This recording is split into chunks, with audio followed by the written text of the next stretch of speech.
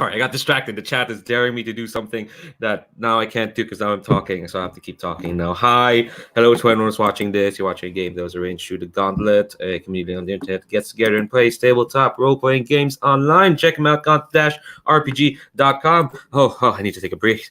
I actually do need to take a sip now. God. That was too many words in one go. Anyway.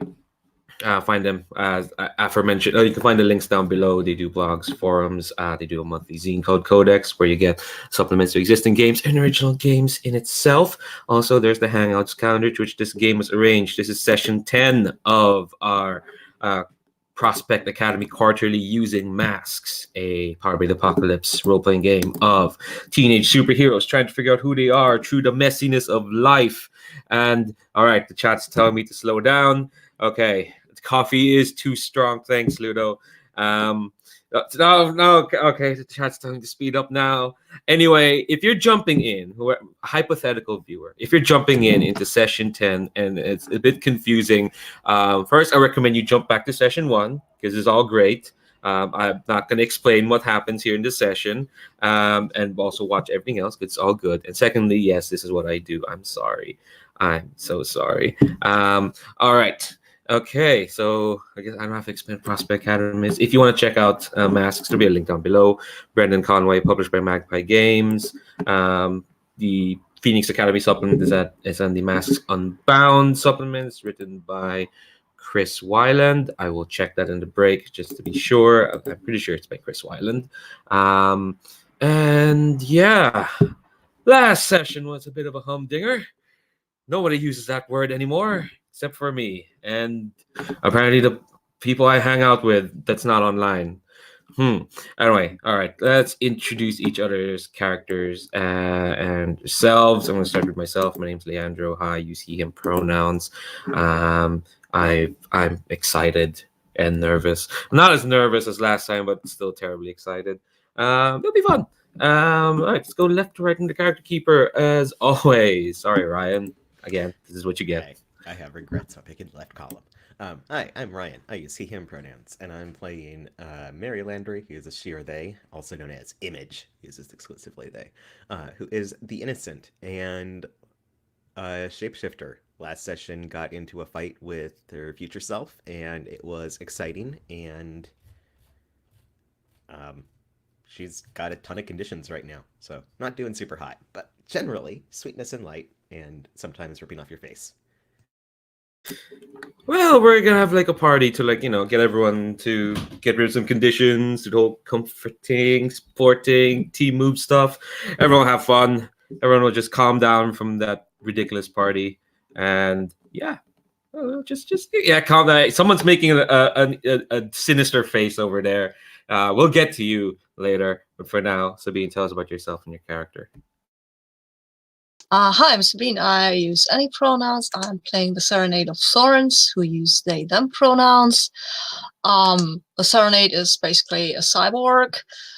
They were implanted with an alien implant at a young age. By now, you can see that very well, as the whites of their eyes have turned black, but their irises are still mostly a pale gray. They are very pale. You can see some metallic kind of strands growing in their skin. They look a bit weird. They're the transformed, and they were trained to be a murderous assassin, but they decided they didn't want to do that anymore after murdering all their siblings, maybe a little. But one of them is back, so that has to be good, I guess. Yeah. That's the Serenade of Thorns. I was gonna say there are worse siblings to come back, but that's a weird statement that I don't want to unpack. Up next, Ludo, tell us about yourself and your character, who's gone through some changes, I see. Yeah. So I'm Ludo. I go by any all pronouns, and I'll be playing Xenia Sevana Dread, known to the friends as Casey Dread, and taking back their mantle as Regicide. They were going to a mopey period in which they did not know who they were. They tried to reinvent themselves by taking the personality of and the mask of Errant. It was a distraction for a time, but she has been going through a transformation in which she is no longer rejecting herself, and she has realized that the mask was not for her to channel her purpose, but it was only something that she imposed on herself for the convenience and comfort of others. And now they are fully embracing who they are and not and are done with people telling them who they are, what they should do. And yeah, now they are the delinquent, and we're gonna see how things go. Yeah, delinquents are fun. Yeah, she could have given. No, the helmet has been torn apart thanks to Mary's future self. Can't really give that back to Stalwart. God, those are some relationships to unpack. And last but not least, Kerwin, tell us about yourself and your character. I am playing Princess Hollyhock, who uses the Outsider playbook, but she was the imaginary friend of. She thinks of herself as the imaginary friend of someone from the academy who forgot about them. So she traveled from her Fey realm to actually seek out her old friend. The trouble is, her old friend is now a bit of a what's the right word? The primary antagonist of the series at times, it seems. But she's very much a lot of the series so far has been her trying to seek approval and trying to actually re-establish that friendship. But last time she came to the conclusion that she's actually grown beyond her friend, that she doesn't need them anymore. And she's been trying to find her own persona and her own identity, and she's very much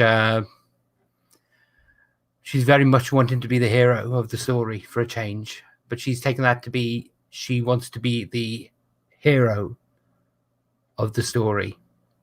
She wants to be out there saving people. She wants to be having all the adventures that she used to have in the dreams in the real world. And she got to do a little bit of that last time when she rushed to Mary's aid when Mary was being attacked. And I think that's something we're probably going to see a little bit more of this time. Her desire to actually be a hero rather than actually necessarily be a student at the school. Oh God! Oh, this school is gonna have something. Oh God! And just in time for exams. I'm just gonna say. All right, cool. So before we jump into where the story's going to start for this session, I'm going to talk about the safety tools that we're using for today. I'll remind folks again about our lines and veils in the Character Keeper. Lines are things that won't be crossed, won't show up in the fiction at all. Veils are things that can happen in fiction, but we're not going to concentrate over it. Like we'll fast forward over it, or it happens off screen. A sentence or two. That's about it. That's it for veils.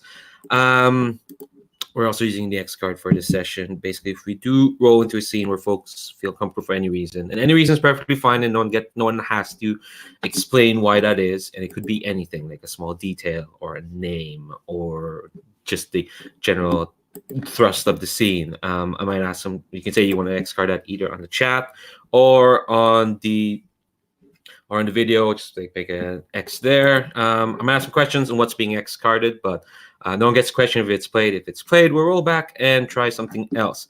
And finally, we have an open door policy. If folks need to step away from the table for whatever reason, and again, any reason's fine. Murder's an emergency. Turns out you're more tired than you thought for a game session. So no need to lie down, or you just really need to like go. We'll pause the game anytime, at any point, and we'll accommodate yourselves. All right. Okay. God, I forgot how distracting this chat is. All right, so here's what we're going to do. We're going to open up this issue straight up at the after party, and we described it. It described it as being in a semi-derelict bowling alley that's now been converted into a private party space. Oh, not private, because Casey is not about excluding anyone, except maybe assholes. But assholes always deserve to be excluded because they're assholes. So I'm gonna ask each of you to help, like, just paint the scene of this party. What's a thing there that people notice, or people should notice?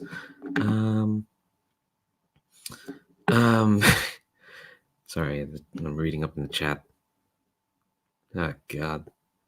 Oh my God. Now they're all taking aim at me. Oh no. But yeah, anyway, so I have a detail about this shindig. Okay, well, this bowling alley used to do one of those bowl by backlight things, so the party's actually lit by blacklight. Oh my God. Oh my God. Oh God. That can't be undone now. Well, no one's saying no to it, so And now we find out that the stars on Mary's dress were blacklight reactive this whole time. Oh no! All time. Oh goodness, yes. Sorry, I was going to say I can make them real.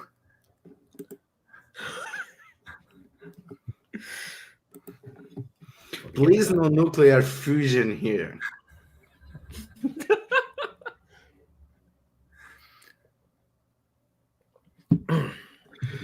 So I guess the biggest thing is that the bowling alley is missing a few walls, and that was actually being exploited. And there are tents that extend beyond that, and people are going around it and putting some lights, and most of the people are just dancing outside with a few kegs opening and getting whatever music they are able to get. Yeah, and speaking of the music, it's a lot better. Really, first of all, there is no weird glitch. There's also no dimensional rift, which helps, but also I think we have a good selection of, we have a good DJ. We just have a good DJ. Maybe some, I don't know, one of those homeless people who works as a DJ and has lots of records, and he makes some kind of music that you usually wouldn't hear at a party, but it's all very danceable. And there might even be some stuff that Mary recognizes, because this is not a very young dude. He looks youngish, like these older people who hang around with younger people, and I'm feeling weirdly seen right now. But well, yeah, exactly, yeah, like that.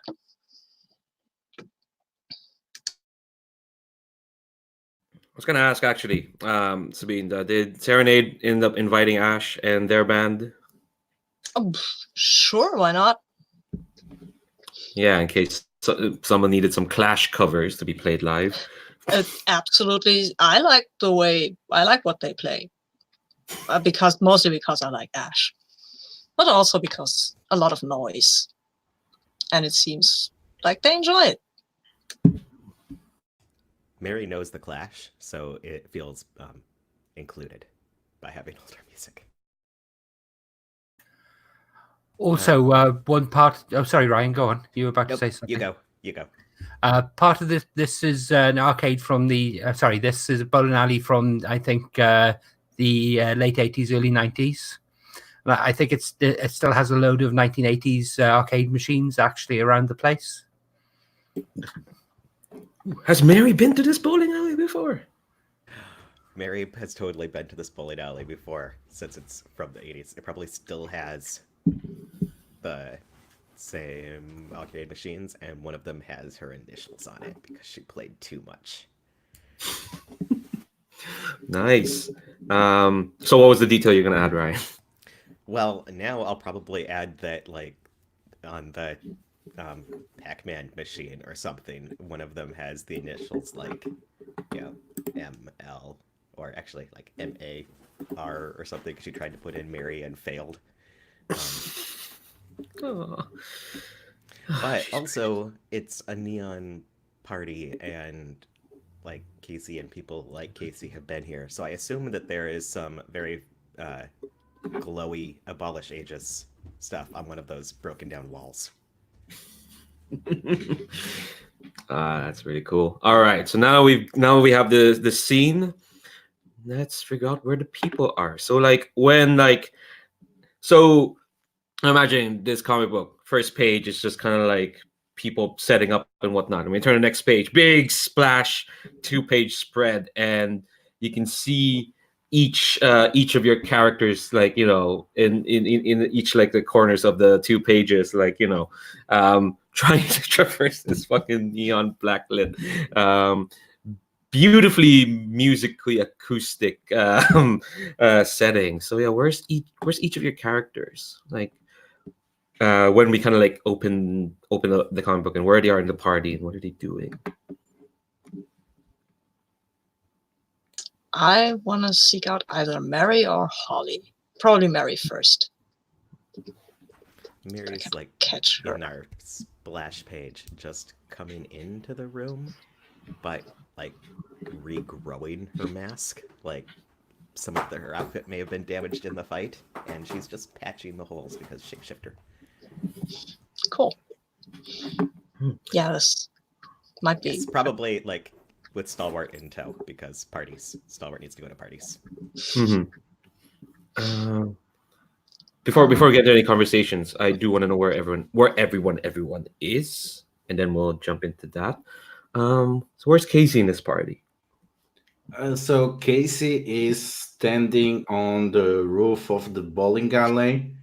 Their dress is all torn, and they tend to snap their armor. So now they are wearing extremely saturated, way too bright version of her normal clothing that have been conjured by magic.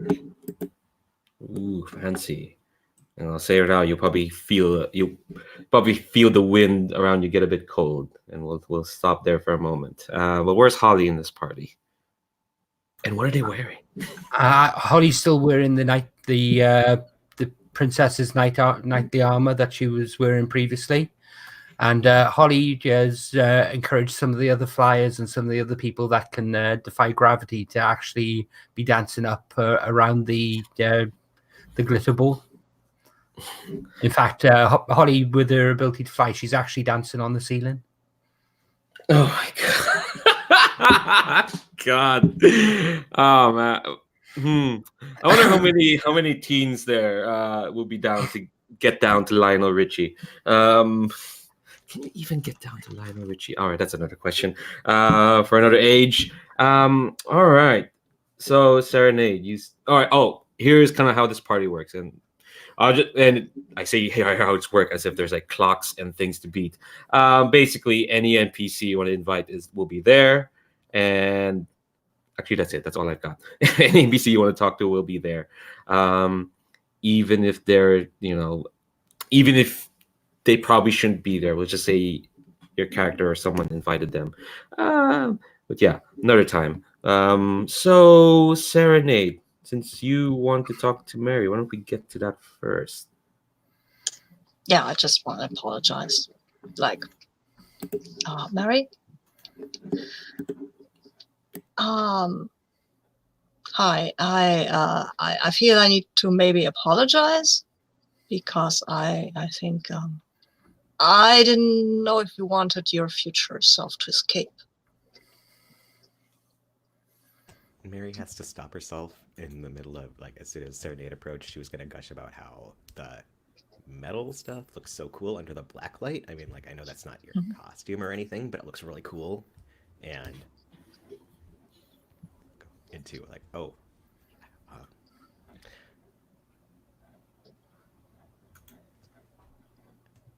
I just realized that I actually do have a chance to use this move, so I'm going to take it.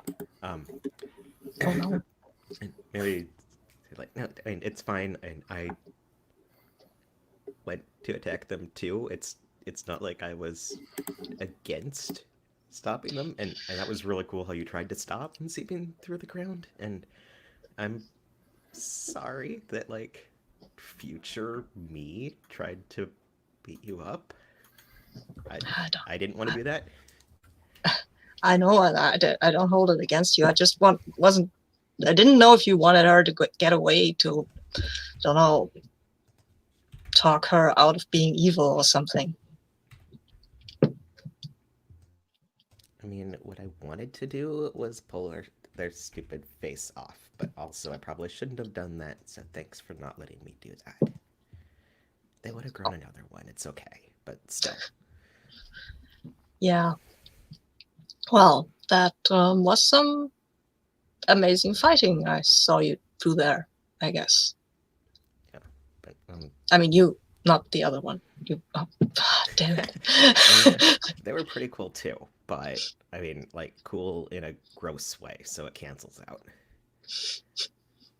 It felt very strange. Like, yeah, well, I guess we won.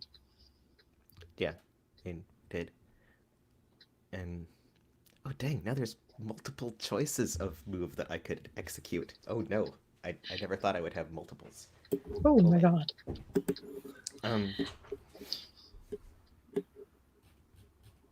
Which moves are you thinking about? Oh, I can do the making amends one for sure, where I try to spin this more sympathetically, or I have the vulnerability or weakness one, where I ask them, like, how similar I am to my future self. Ooh. Which I think I'd go into. So, and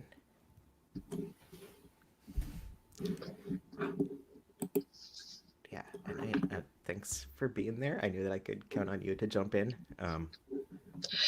Well, it was a terrible party, and that was actually it was a bit of a highlight.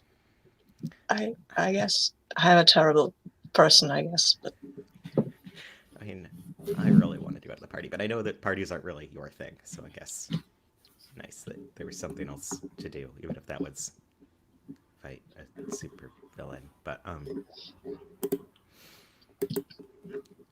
know. Well, I guess you'd get it, but I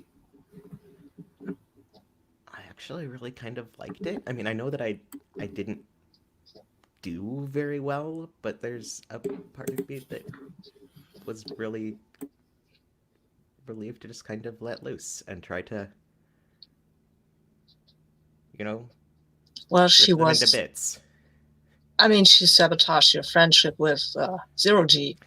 I know, and with Star Wars too, they're totally trying to do something there, and I don't know what it is yet. Okay. Well, I mean, you were very angry at her, and I think you had a reason, I believe. Yeah. Yes. A lot of, I mean, it's bad, and I don't want to mess with people like that, really, but also I can totally see why they did it, and a lot of the choices were really smart. I mean, like, Screech, you don't have to mimic voice or anything. And they did a really good job right up until they let the thing drop, and it's just, you know, sometimes I'm going, how much of that's already me? You know? Like, do you think I could be that? If you chose to do that, I think the person I know probably wouldn't choose to do that. But if for some reason somebody made you angry enough, I cannot look into the future. I do not have power like that. But knowing you, I do not see that. So would you say you're telling me that I could or could not turn into my future self? Because there's different mechanical weights. I'm sorry. Yes, I will be more clear here. Because I was getting a totally yes, you could, but I don't think you will from that. Yeah. That's probably what I was going to say. Okay. In What that I- what- case, I'm sorry. Leander gets to move my labels around. Oh, lovely. Well, you get that potential. So, all right. I think I'm bumping your danger up, and your mundane down. That seems like it makes sense, given that. I mean, you saw the stuff that Silhouette could do. They took over zero G and used their powers for a bit. I didn't even know they could do that until David made that choice. Yeah, So and I did declare that I wanted to pull someone's face off, which is not very mundane. So yeah. Yeah. Is there anything else you want to say? The two of you need to say in this conversation? Oh, I want to trigger my celebratory move. And I will ask Mary if she would like to play one of these games with me for a round or two, maybe. I would love to. I mean, I used to come here when it wasn't abandoned and full of black lights, although the black lights are an improvement. So, yes, you're on. I think my name is still on some of these arcade machines, though, so I gotta warn you, I'm pretty good. Oh, okay. So my celebratory move says if they treat me like a normal person. Which they totally did. Yeah, I can clear then one condition. Nice. I don't know if they praised my powers or abilities. Probably not Not at that moment. No. Not at that moment. Mary does that plenty, but this time she's just challenging you to Pac-Man. Okay, that's cool. I'm good at Pac-Man. I think I'm Last clearing one. angry. oh I'm nice. clearing angry at that. I'm letting off some steam at that game. Nice. Okay. I think the last note I'll add to this scene is like the two of you go off and probably in the corner of the panel. As you kind of run off, I think we'll have like a last shot of like Stalwart watching the two of you. And this time, normally you can tell what they're feeling, even though they're wearing armor. God damn it, Ludo. While they're wearing the armor, but this time, I think, depending on the artist we got, and this artist could be really, really good. Now you can see, like, you can't tell. People can't tell what Stalwart's thinking. It's just a proper suit of armor. Now, still got the bow tie, which is quite neat. All right, I'm gonna jump to Casey. So Casey, you're doing that superhero thing of looking over the city. Well, I say the city. It's just a party. Looking over. Is there anything you want to do, or should I just follow up on that cold winds you felt? Is there anything you want specifically? I should ask that first. I mean, she's not trying to be cool or something. She's just enjoying seeing other people enjoying themselves, and they are just appreciating the different energy that the artificial corporate party had compared with this, impromptu community festival. Nice. Yeah. So all right, I'll follow up on those cold winds. You'll feel someone touch down next to you, and if you look, you see that Diamond Dust has taken off the Snow Queen outfit, and is just wearing a much simpler dress underneath. And they kind of like they move to like sit down next to you, but then she awkwardly just sits stand and says, I assume the invite didn't extend to me, right? And Casey taps on the edge next to her. You assumed wrong. I invited you, remember? Or did the stress cause you to forget our conversation? No, I remember. And she sits down next to you. I just thought that, well, part of me thought you brought me here to basically show me up. Like, hey, look at what we're building over here, away from what you're building. Why?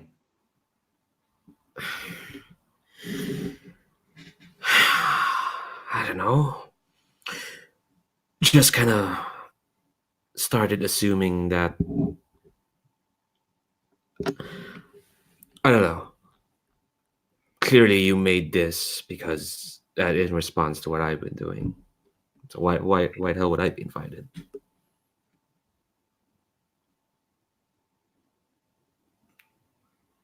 Why cannot I just want to share this with you?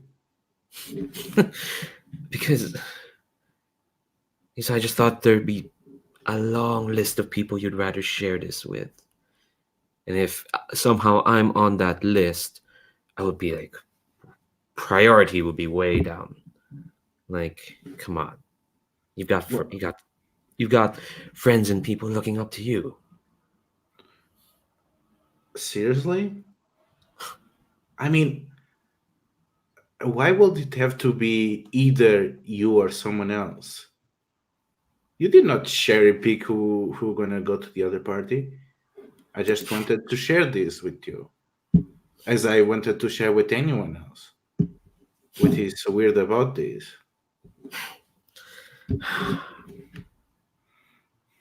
I just thought you'd have your limits and I would be past that. I think she kind of like looks away from you, just looking at specifically at the people dancing anti-grav in the air. Well, of course I have my limits. I hit my limits quite early. There's only so much I could organize on my own. This is what the people of the projects made together. If we could not accommodate, we will just downplay some area and find another way to also get you in.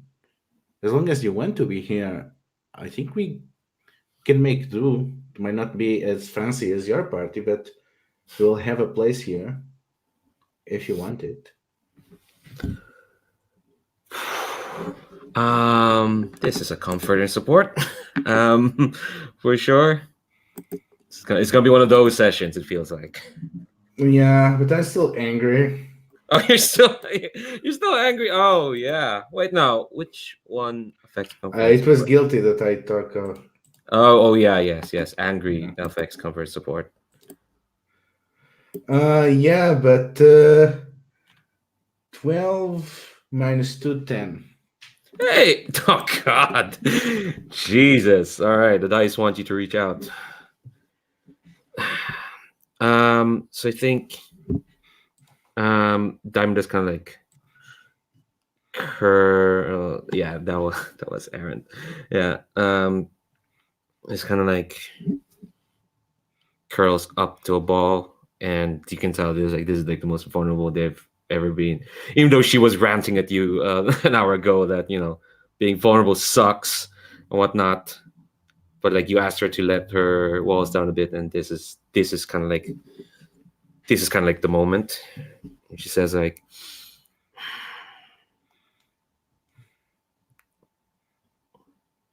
"What do you think about my party?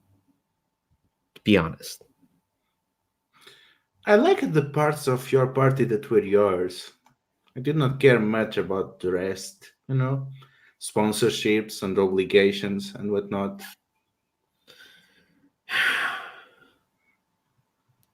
I was told that if I wanted to make it the best, I had to like. No, it sucked. Well, Kind of did. it was the best for the people that told you what to make it the best. I think that was the only error. I'm not going to say that your party was good or bad, because it was not really much of your party. Again, I liked the parts that were yours. I just hope that you would have chosen your own path instead of what has been indoctrinated on you, what people keep telling you that is better. How did you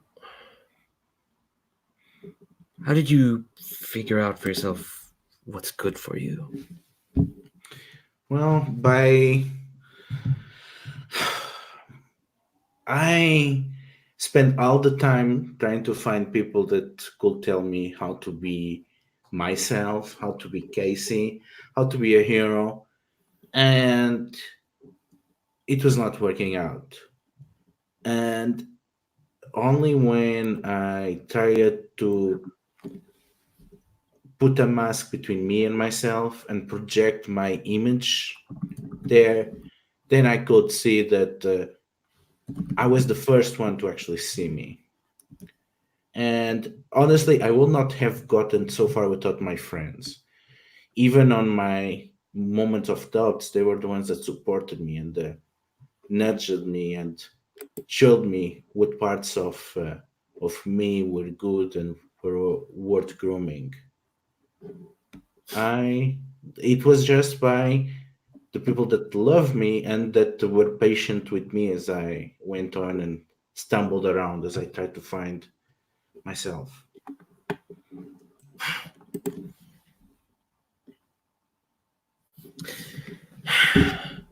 For a while I thought if anyone was ever friends with you, you had to be like, I don't know, paying them or brainwashing them or something. But it's not really the case, is it? I don't really have friends. Well, I made one up, and I think her eyes kind of draw to Holly, who's dancing in the air. But I think even that's past me now.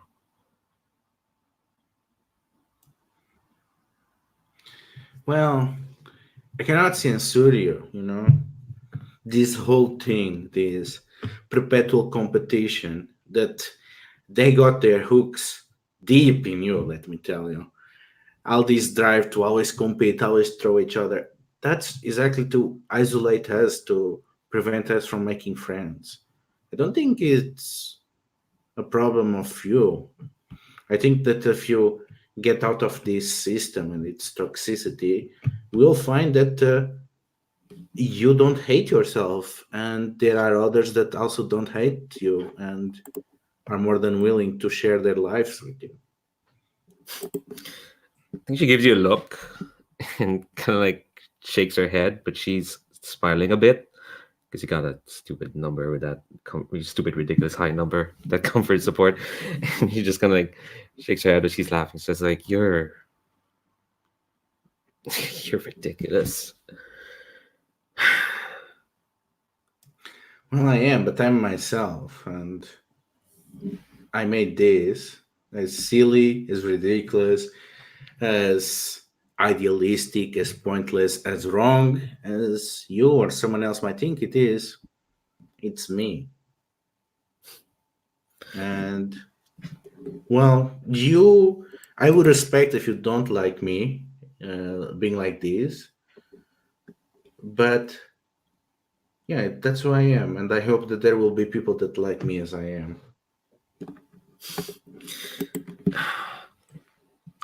I think Diamond just stands up and and she says like, I tried to kid myself for a while, but there's a part of me that well, not liked you, but wanted to be more like you. And she kind of shrugs. What part of me you wanted to be like? Now I'm curious. What of this mess did you want? Well, if you're a mess, you hide it really well. And you didn't need a mask to do that. See, this is what you get from missing on school trips. I don't know, maybe that's a school trip I probably was lucky enough to miss. It's a bit close to home.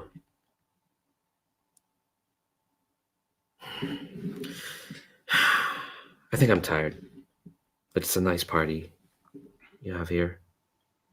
Well, we are all tired, but when you're tired, it's when you want to be tired on a place where people will be looking out for you. So stick around. You are among friends.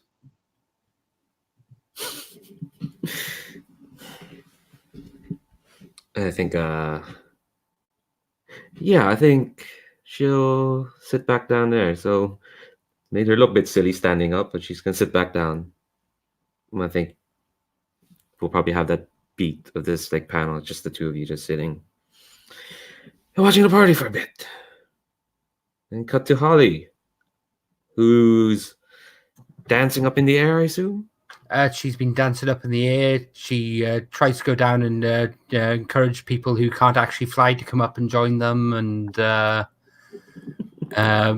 she, when they can't do that, she starts dancing on the wall so she can dance with these people. But she's at 90 degrees to them at that point, and it just doesn't work. And I think she spots Mary and Serenade playing the games over in the corner, and comes over. And literally comes over and comes up behind, drapes one hand over Mary's shoulder, goes to drape one hand over Serenade's, but is actually not touching Serenade at that point because Serenade doesn't like to be touched. That was so much fun. Yeah. Hi, Holly. It you know what it was? We should do that again. We should do that more often. I mean, maybe not silhouette there more often, but you were pretty rad. I mean, with the shield, the sword thing, and yeah. That was very. I don't know a word for that, but it was something very good. Oh, thank you. So when are we doing it again? I mean, I don't know their schedule. No, not silhouette. There's a world full of villains out there. Come on. We're ready. We're wasting ourselves here. Yes, but we would have to have a villain. We cannot just go and beat up Diamond Dust. She looks quite sad over there anyway. Let's not talk about her. Okay. But no, the city is full of them. Don't you see the stories? Don't you see the books? And she pulls out a newspaper that she's had hidden in her armor. Look, and she goes through, and it's got all the stories about the local supervillains. And which one should we go after? Oh, I like this one. Oh, they've got tentacles. Tentacles. Yes. To go on patrol. Yeah. And find this tentacle thing. Well, let's go out and do some. And arrest it. And I'm dressed for arrest anyway. Well, why would we be arrested? We're the good guys. No, we arrest that. We're the good guys. Exactly. Yeah. Let's and look, I have my Aegis uniform on anyway.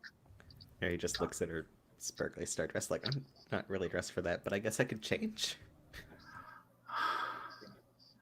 And she grins. So we're gonna do this. Excellent. Yes.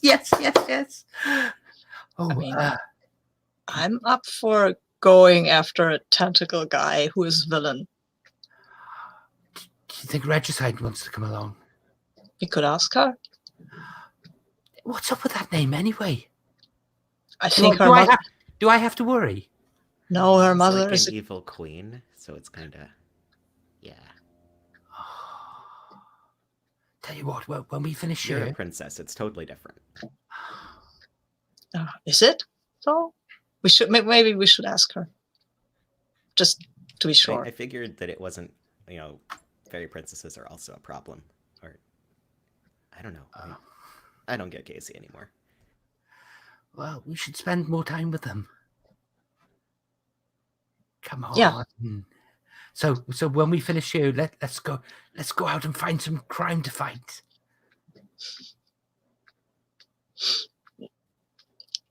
Okay.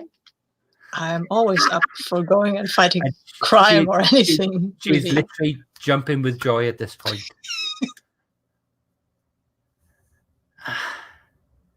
And she turns around and she goes to she puts her hand up for a high five with Mary. Mary cannot leave anyone hanging and goes for a high five, even though it means that her Pac-Man gets devoured by ghosts. And she turns around. She holds her hand up to Serenade. Yeah, well, okay. I know this custom, so I will do it gently. Very gently. Okay. And then I will hold out my... Should we do this too, Mary? Sure, why not? And I will go for a Serenade-style light high five.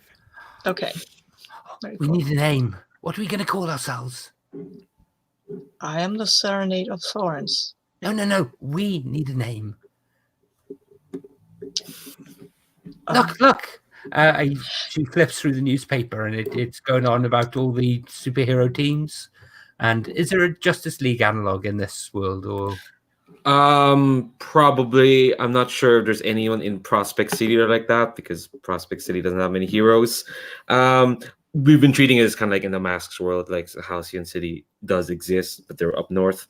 If you want to invent one, sure. The Halcyon League, the Legion, the Halcyon Legion. I don't know. Ugh, don't know if I'll trust those folks. The Spire. The Spire. Ooh, that sounds threatening. Jesus. If you think that's appropriate, it sounds mountainy. No. That's the that she holds up the paper, and it's a full page spread. And I think this is a very corporate team, sort of like the five, like the seven from the boys. So there's all these heroes there, and they've got all their merchandise and action figures actually shown below. Golden opportunities in there, right? Golden development. Oh, I forgot. I forget. Oh, actually, yes. I think they're actually sponsored by Golden Development, the superhero team. We're not joining them, are we? No. We need to come up with our own name and our costumes. We need costumes. We need to work on our costumes. And she starts bouncing again. Does anyone know any fashion students? I mean, no. I kind of am my costume. It says that her hand goes kind of gloopy black for a second and then turns back into a merry hand. I have already. I'm already wearing a costume. Okay, but that's not your costume. That's an Aegis costume. But it's my costume. It was given to me by Aegis. Well, I guess it is technically yours. Yes. Cool. Okay. I'm gonna go get Regicide. And she skips off. I think I have to tell Osprey that we're going hunting a tentacle monster. So see you in 5 or 10 or whenever. Yeah, and I should check in with Stalwart instead of just staying them up for a party, which is. And I would like to trigger my team move. Hell yeah! Read it out.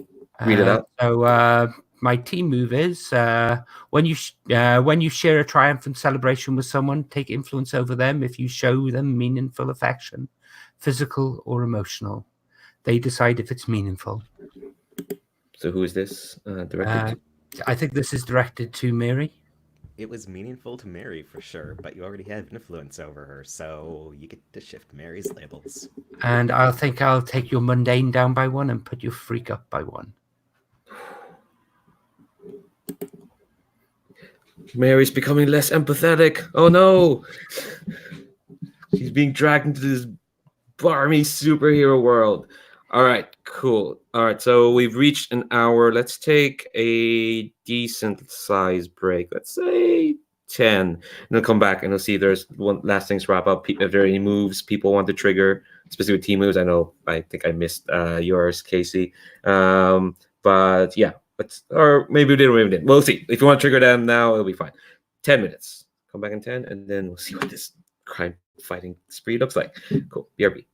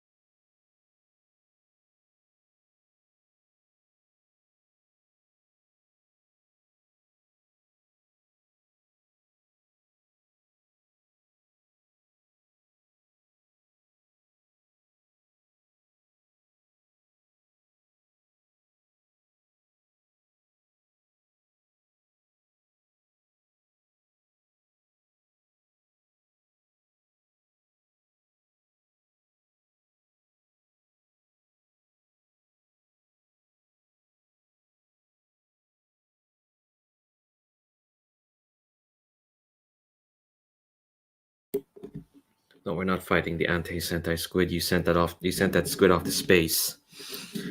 Oh, Yeah. okay. I thought it might be back for a holiday or something. No.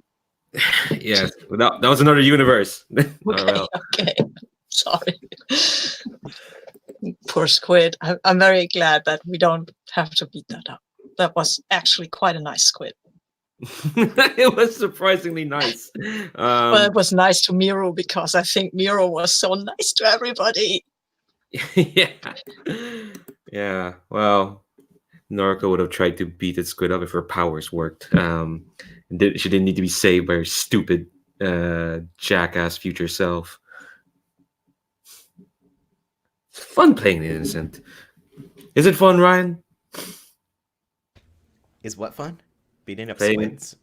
No. I would. No, it's no. I wouldn't assume it's fun to be. What? It'd be probably weird. I don't want to touch a squid. Okay, all right. I'm ejecting myself out of this conversation, and back to this. I don't want to touch a squid either. I was just like, wait, what's our topic sentence? Yes, no, maybe. Fair enough. Fair enough. All right. Cool. No, we're not being any suits. Oh, go ahead. Leandro, if it's okay, would it be okay if we hard frame what we actually do fighting this? Going out and looking for this this minor league villain that we're trying to catch and beat. Then, or do you want us to actually play out the entire thing? Well, I had something planned. While you were talking about that, I had a thing planned. Some prep that I threw out and then decided to bring back in. But I think before I hard frame you into this fight, because I'm just gonna do that. I think some folks have some last minute things they want to wrap up in this party. Bye conversations. Heck yeah. So who wants to go? Someone has to tell Regicide this is happening. That this is kind of happening, and see if Regicide will even agree to this. Oh yeah, that's you, Holly, right? So we'll save the two of you for later, for in a minute. But I'll start with you, Serenade. You're off to find Osprey, right? Exactly. I'm off to find Osprey. Yeah. I think the tricky thing with Osprey is that, like, if they don't want to be found, they won't be found that easily. But I think you see them. They're playing Space Invaders. They're by themselves. They look deadly serious, and you can see their hands are moving in a way that is like, that's the kind of stuff they teach you back in the choir. And they look very concentrated. Stalwart is nowhere to be seen. They were playing probably in the background of some panel. They were playing together, but now Stalwart's not there. I will approach cautiously and position myself so that they can see me, and then I will say Osprey. A word. Hold on, I need to defend the human race against these invading. And then you hear. I'm imagining the Pac-Man noise, but that's not what you hear in Space Invaders. It's been a while since I played Space Invaders. And you hear like a beep. It's like, I'm sorry, this seemed very important. Stalwart said this was very, very important, and so I have to do this. I have to save the human race. Osprey, it is a game. It is a game, yeah, but it's very important. Games can be important. True, I agree. I have to go and beat up something. If you are fine here, then I'll leave you to save the human race from the Space Invaders. But I have a question before I go. Do you have a kill code? I think they stop, and you hear I think the noise is like, yeah, the aliens, the coming down quicker and quicker. But you don't hear the very specific sound effects there. They stop, and you say, like, I don't know.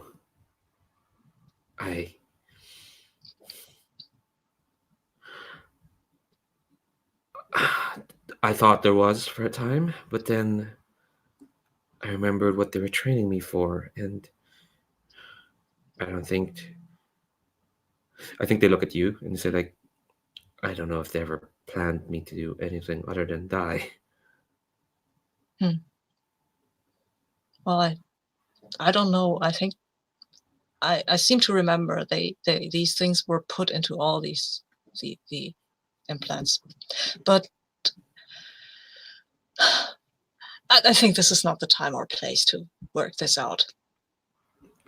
Well, yeah.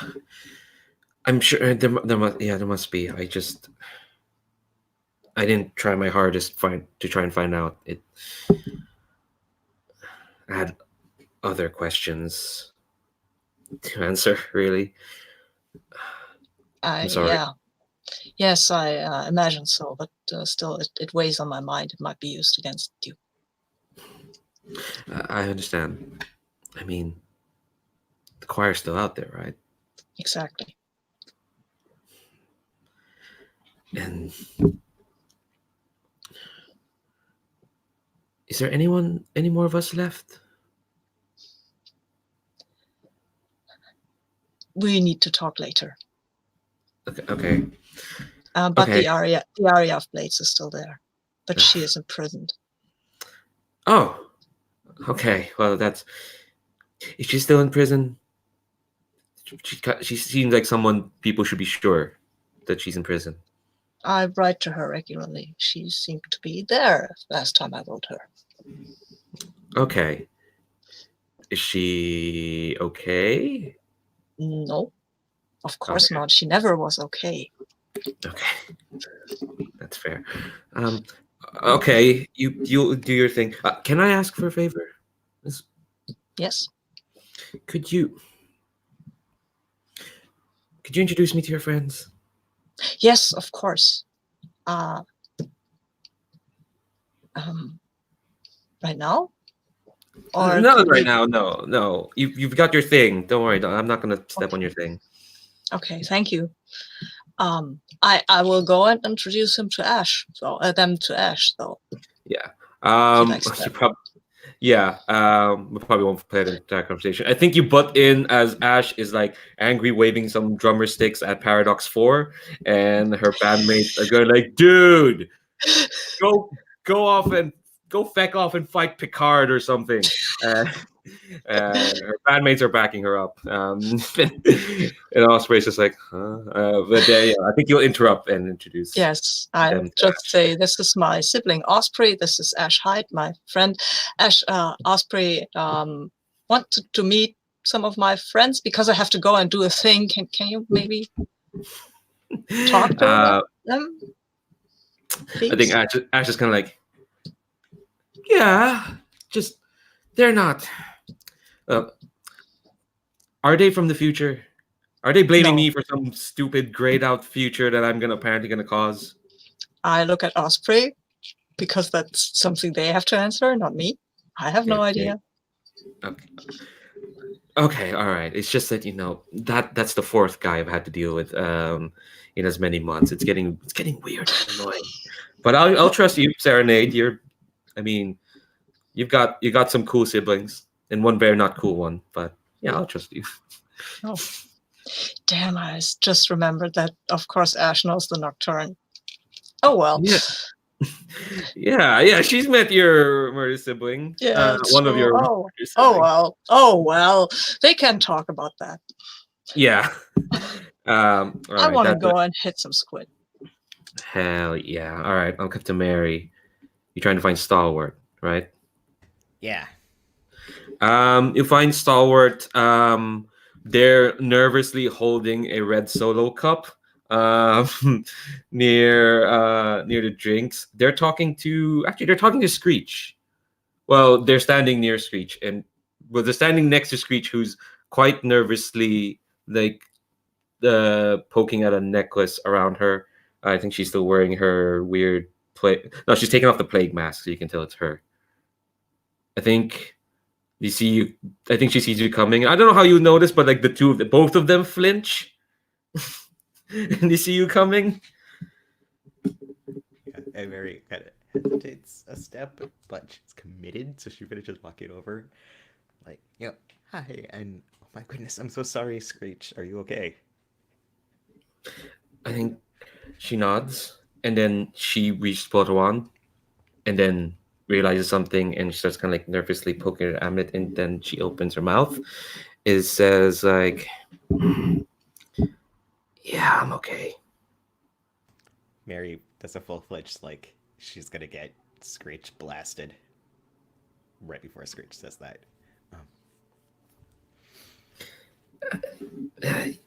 Yeah, sorry.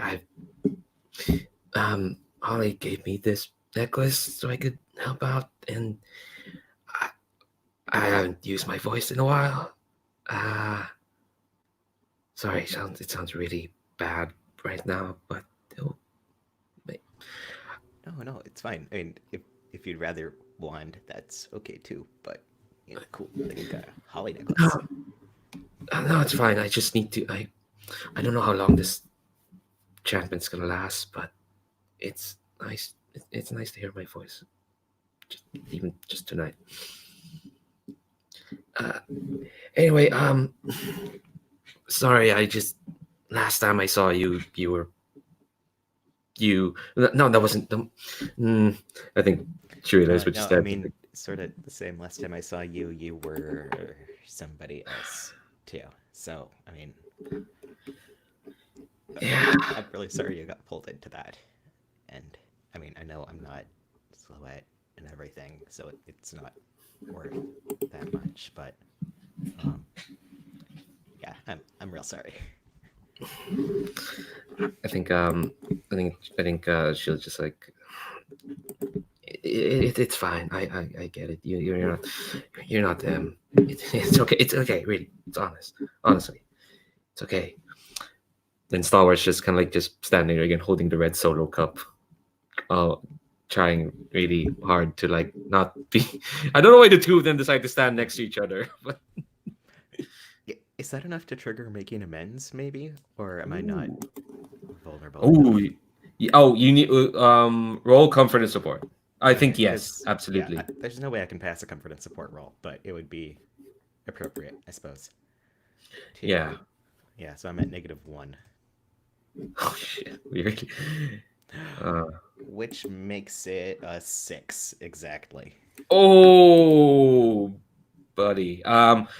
Yo, if you can somehow justify this as a selfish action, you can spend that last team and bump your mundane up by 1. If not, I'll take the miss. I'm sure I could, but Mary would not. Exactly. Especially when you're trying to comfort someone who was attacked by your future self, and you wouldn't want to define yourself as selfish at this moment, do you? And she probably deserves getting Screech blasted. She was thinking before Screech actually said words. That's fair. So I think before like you can say anything more to like help Screech out before, and I think Screech is just like, even though she says that it's all right, you can tell it's not really all right. So I think I'll get you to take another condition, if that's okay, Mary. I took a condition. I picked hopeless because this is some shit I cannot untangle myself, and I have to take a powerful blow. Oh God! Oh yeah, there's a miscondition in this move. God!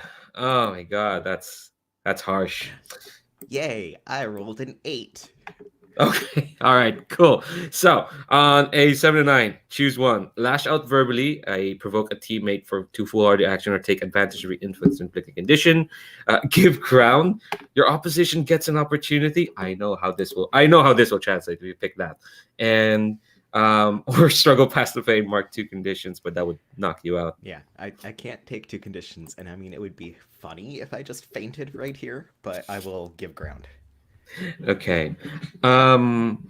Here's how you know your opposition gets an opportunity. Screech kind of like says, by the way, he's not here, but 0G wanted to like say he's sorry. He's kind of been taken into questioning. But he told me to like weird thing. He said that he hopes to get you in a fun huddle soon.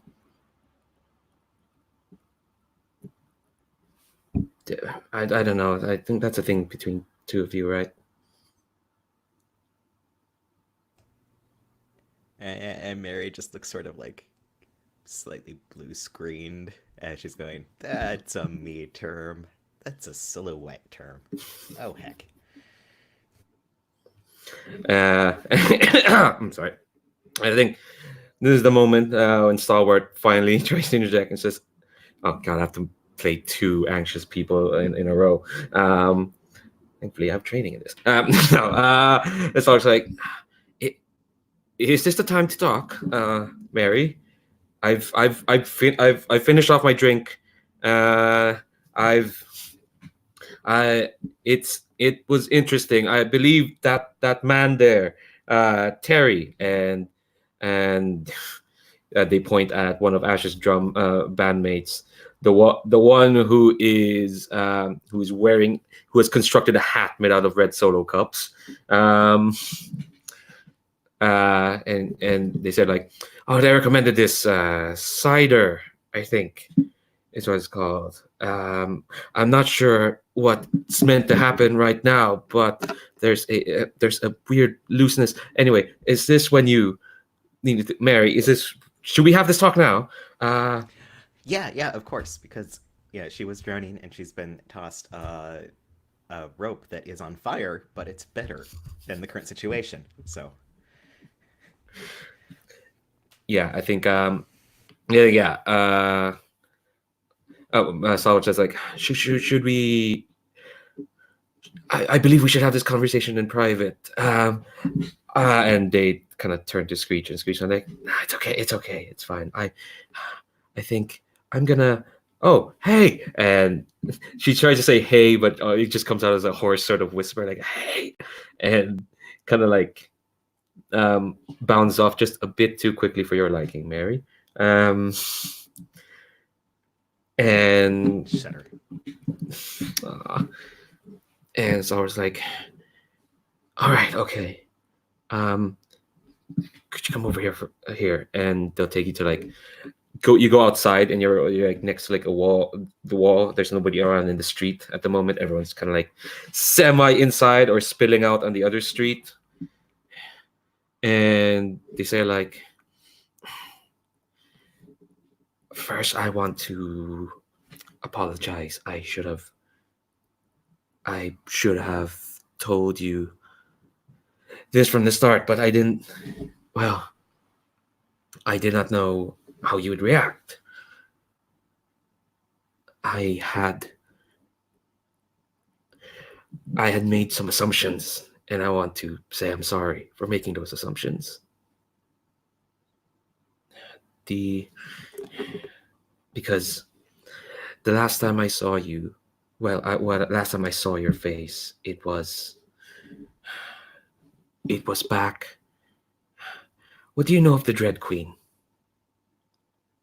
I know Casey has a lot of issues with the Dread Queen. Yeah, I don't personally know them. For a while, my life was nothing but devoted to her.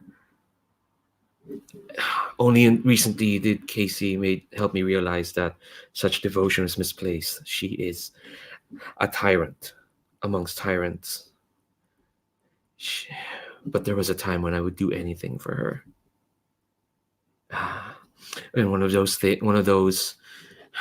things included defending our home from interlopers. And one such interloper was you.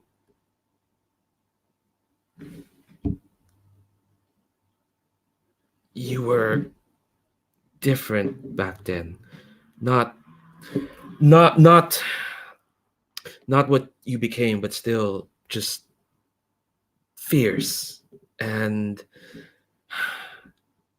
but still so I think Stalwart's kind of like just fidgeting. She had zeal. She had passion. But on that day, I proved to have more. I defeated her and presented her to the Dread Queen.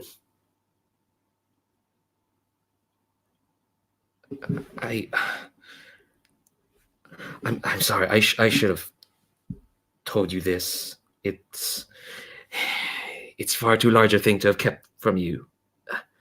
And I think they scrunch up the red solo cup in their hand.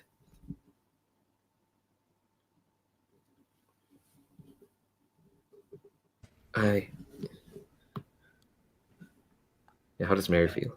I knew that happened, kind of, but I thought it was the Dread Queen herself. Wow. I understand if it changes things, because I'm sorry, I was selfish. No, I mean, like, you were brainwashed stuff. I mean, I met you when you were pledging fealty to Casey, and that took some undoing.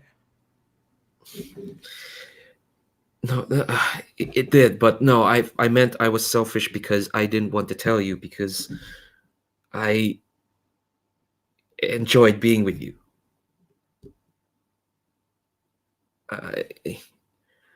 I didn't want for it to change, but you deserve to know, even if it changes things.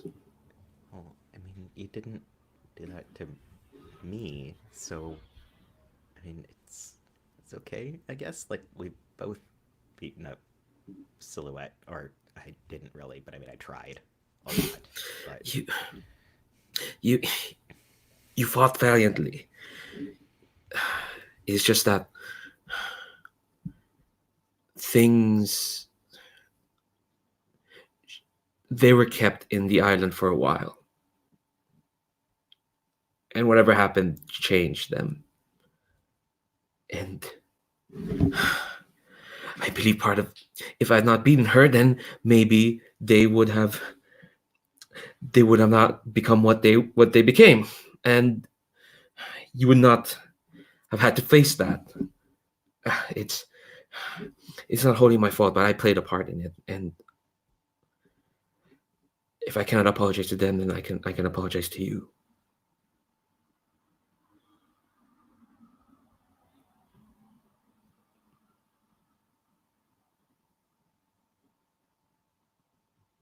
Well, yeah, they were there, but they were busy fighting things. And also, you called upon Star Wars to give you their mental input and whatnot. Sorry, I'm arguing with Ludo again in the chat. so really, it's Casey's fault that Star Wars should apologize before now. We should go demand a reckoning. Yeah, Can I think Casey's comfort and support something? No, I don't think so. No, I think they'll probably start talking about how, like, they did. I think Saul can continue to say, like, I was not privy to what happened, but it did change them. The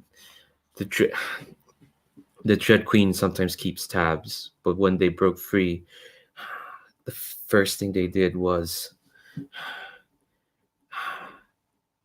they fought their savior. And having known you, I would have known there could never have been a time when you would have fought against other heroes, but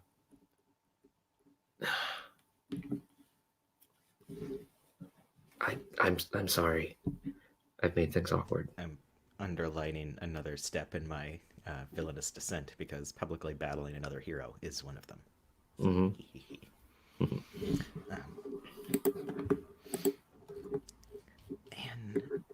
Mary has a load of conditions right now. So as much as she would love to be sweet and sympathetic and everything, she's just kind of takes off her little star mask and it just kind of dissolves into her hand because it was never real anyway. She lost the real one in the fight. And like that, thanks for telling me. I need to go be yeah, goodbye, and just kind of runs away. And I'm going to untick Afraid as I flee from feelings, which are scary. Okay, that's fair. Also, roll plus volatile. No, I'm kidding. Ah, God. Yeah, no, that's fair. I think we get that shot of like, yeah, you take off the mask, all that emotion in your face. You say, I gotta go beat up a squid. And well, not beat up a squid. Oh yeah, ran off, leap stalwart behind with a crushed up solo cup, and again an unreadable expression. Man, they didn't even get a chance to show their face. That would have been a surprise to you. That may have been too many revelations at once. Yeah. Explode Mary's mind. Oh, poor Mary. All right, let's cut to Regicide, who's still up probably on the rooftop. Is Diamond Dust still there? Oh yeah. So I hop up and I'm skipping over, and I see Diamond Dust. I slow down a little bit, but I set my face and I come up. Hey, Casey. Sup, princess? So you're a knight, eh? Oh, well, I don't know what I am, but knight has certain implications that I'm not very fond of. But yeah, I was. But knights protect the weak, and they fight evil, and they fight for the people, don't they? Yeah, usually those people happen to be feudal lords. The people that they are fighting are the peasants they are oppressing. So yeah, they fight for the weak, yes, against the many. What? No. Proper knights. You know, like Arthur and his knights, and yeah, like them. Oh, do you have a sword? No, I hate swords. I have one. She draws her sword. And Whoa. It's glowing golden. This was given to me by someone special once. And there's a side-eye moment to actually look at Diamond Dust. But that's not important right now. Diamond Dust is trying to look like she's not listening or wanting to look. She's not doing a good job. So, the others, we're thinking about going out and having a little bit of a party. We are on a party. Oh, no, this is a special party. Oh, so did they found the weed? Weed? Yeah, weed. No, is this something to do with Princess Holly? Well, it can be.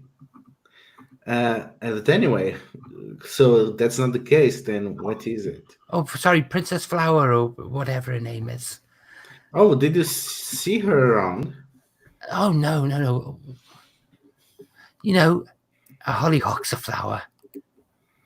Yeah, it is. I'm prettier than her, don't you think? Well, you should not care about what other people think about your looks. Oh, I don't. I don't care what other people think of me. Not anymore. Oh, Yeah. Diamond Dust flinched when you said Hollyhock because she gave you that name, right? Yeah. So I'm gonna take out the newspaper. What do you think of this guy? And I'm gonna tear off the page with the minor league villain on it. And so, what do you think? I'm gonna pass over. Do you think we could take them? Well, sure, no problem. Great, let's go and do it. Wait. Are you sure about this? Whose idea is this? Oh, it's my idea. I can't be a hero without a bad guy. That's not what a hero means. But Cannot- they're hurting people. Well, do you know that? Imagine if we go after them and they are just doing their laundry. Are they doing their laundry evilly, laughing manically as the dryer tumbles? But it says it here. Look. And she'll point to the newspaper article. They robbed a bank. Well, so do everyone that works for the upper echelons of a bank. What? Yeah, there are many ways to rob a bank. Don't you know that? Do we need to take them all down? Yes.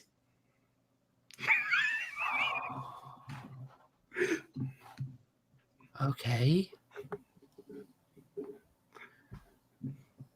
Maybe later. I'm going to need to look into that. Yeah, you should. But anyway, I'm surprised that the others are convinced that they never cared to join me on patrols. Well, they did not know it was me, but anyway.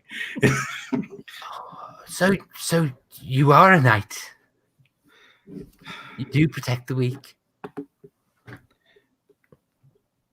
I protect people. They are not weak. People are not weak. In fact, they are probably the only thing that is really strong. But they can't protect themselves. Yes, that's why they need to work together and to appoint people to take responsibilities, but we're still accountable to them, and that's what makes them strong. We can be powerful, which is different. Are you triggering your move, which is confusedly called No You Move? The No You Move. Oh no, it's an NPCs. Never mind. All right. Yeah, it's an NPC.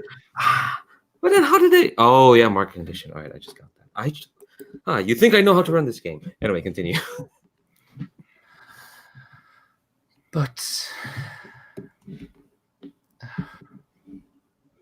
you've done this so much more than us. It wouldn't be right for us to go out and do it without you. Oh, I'm not saying I'm not gonna do it. I'm just curious. Because I do this every night. I mean, I do this more often than I sleep. Oh, I don't sleep. So what do you do when everyone else is sleeping? Oh, I play.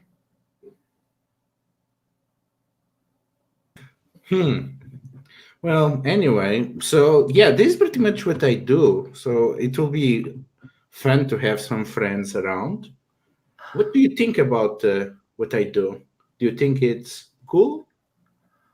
Oh, I think it's brilliant. I think it's the best thing in the world.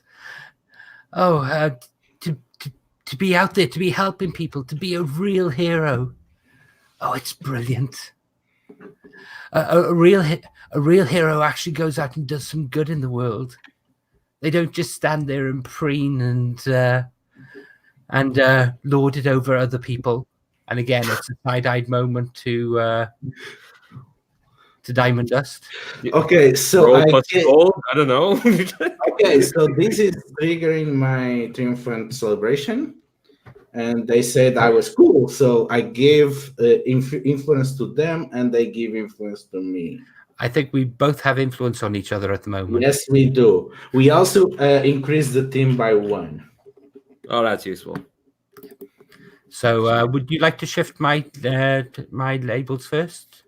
Yeah, I'm gonna drop your superior and increase your mundane.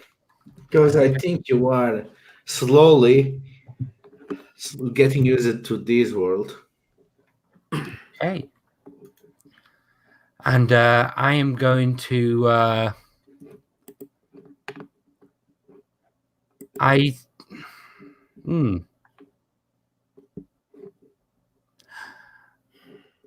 I think I'm going to. I think I'm going to drop your freak by 1 and up your danger by 1.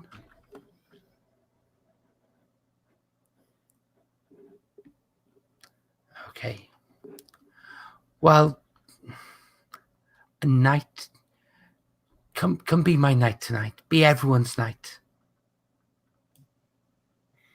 Is that a pun? No. I'm a princess, remember? Oh, yeah, a princess, not a princess. Oh, would you like to be a real knight? No. And I told you what is the problem with real knights. That is the furthest away from what I wanted. I think Diamond does speaks up and says, "Being a knight's not so bad." Have you tried? yes, many times. Yeah. Well, if I'm not going to knight you, I don't need this sword. And she turns it and drives it into the roof of the building. I think Diamond just kind of looks at the sword because I think she's remembering where that sword came from. Come on, let's go meet the others. And she tries to grab your hand and lead you away. Yeah, where are they? Oh, the downstairs. They're getting ready. Oh! Do we get to have a cool name? A cool team name? Sure. What are we gonna call ourselves? Our names? No, not our names. Our team name. Well, we could call ourselves the Prospectors, and that would be super lame. Yeah, you're right. That would be super lame. Come on, you could do better than that. I don't know. I never came up with names. Says Regicide X Errant. We can be the errants. That actually sounds good. A bit presumptuous for me to suggest it, but yeah, Oh, but you didn't. I did. Come on, let's go. that's true. Also, we're not we the voiceless. Oh, yes, but that was before. Well, I still like voiceless. Before you all kind of go, I think Diamond just finally screws up the courage and like kind of calls out to Princess Hollyhock. And she stops and turns and looks. Oh, I think she says like, "You look really good as a knight." Thank you. Can I ask a question? You look- Princess Hollyhock, out of character. Can I ask a question? Certainly. What's Diamond Dust's name? I think it's Anne-Marie. Sadly, it's not Regina. Oh, sorry, I didn't see the chat. Oh yeah, let's go with it. Let's go with that, Regina. Okay, well, yeah, might as well. Let's lean into the reference.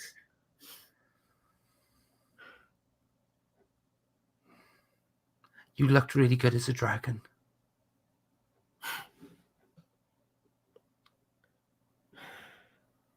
I think you mentioned that, and her face kind of falls a bit.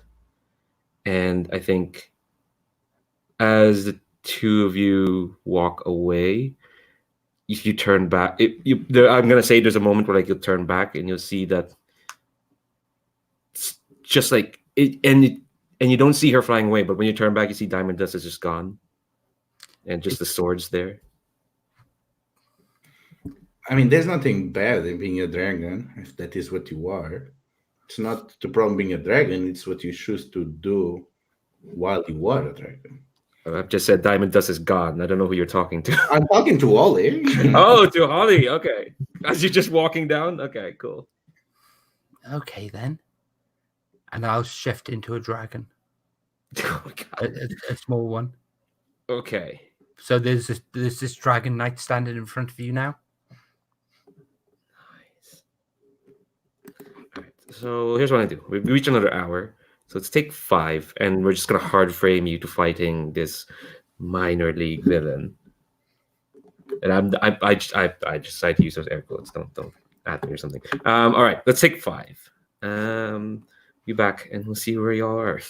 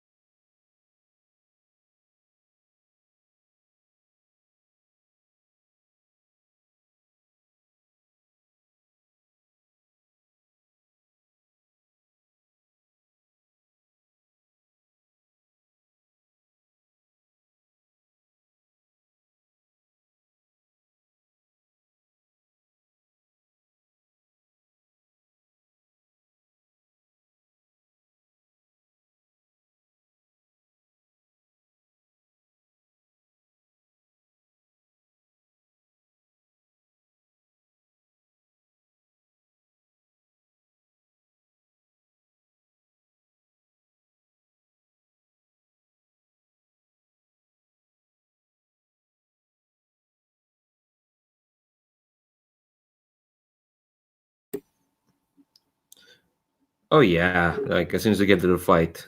Oh, I thought you meant like. Okay, yeah. As soon as we roll to the fight, suddenly everyone's gonna be rolling Snake Eyes, and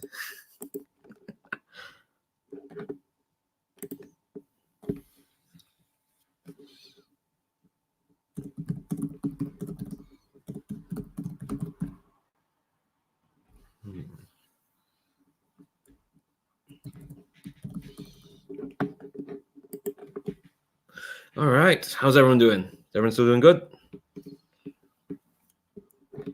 Cool. Okay. So, unless anyone wants to chat to each other as they're getting off, I think I'm just gonna hard frame this straight into the fight. All right. So, you're next to. It's a bit of a ways away from the bowling alley, but it's still the same night. You're next to like this this part of Prospect City, this neighborhood called Shoreline, and it's called that because it's right next to the beach, right next to the dock. Although it's Prospect City's idea of a beach. In this case, it's never nice enough to be out there, and it's always kind of like ratty and polluted. There's too much junk. Yeah, exactly. Right next to the pollution. I don't know if I want Serenade to get a driving license. And let's see. Okay, here's what happens. We open like in the facade of like this this restaurant, this Poseidon Adventure themed restaurant. Actually, no, themed against the god Poseidon, not the movie Poseidon Adventure. That's a bad theme. Actually, no, I changed my mind again. Yes, it is absolutely themed in the Poseidon Adventure. I know Jim said something differently, but that was a year ago, and I don't remember exactly how he described this restaurant. But yes, it's now Poseidon Adventure themed. So things are upside down, but we're not going to stay inside because we're open at the facade of this like Poseidon themed restaurant. Who's the one that's going to be? Which character is the one going to be sent flying out? Which of you four is going to like? I think that's definitely me. I think I was a bit too excited and got and dived in a bit ahead of myself and literally just get smacked through the windows, through the doors, through the walls. Even I'm more than happy to go through the walls.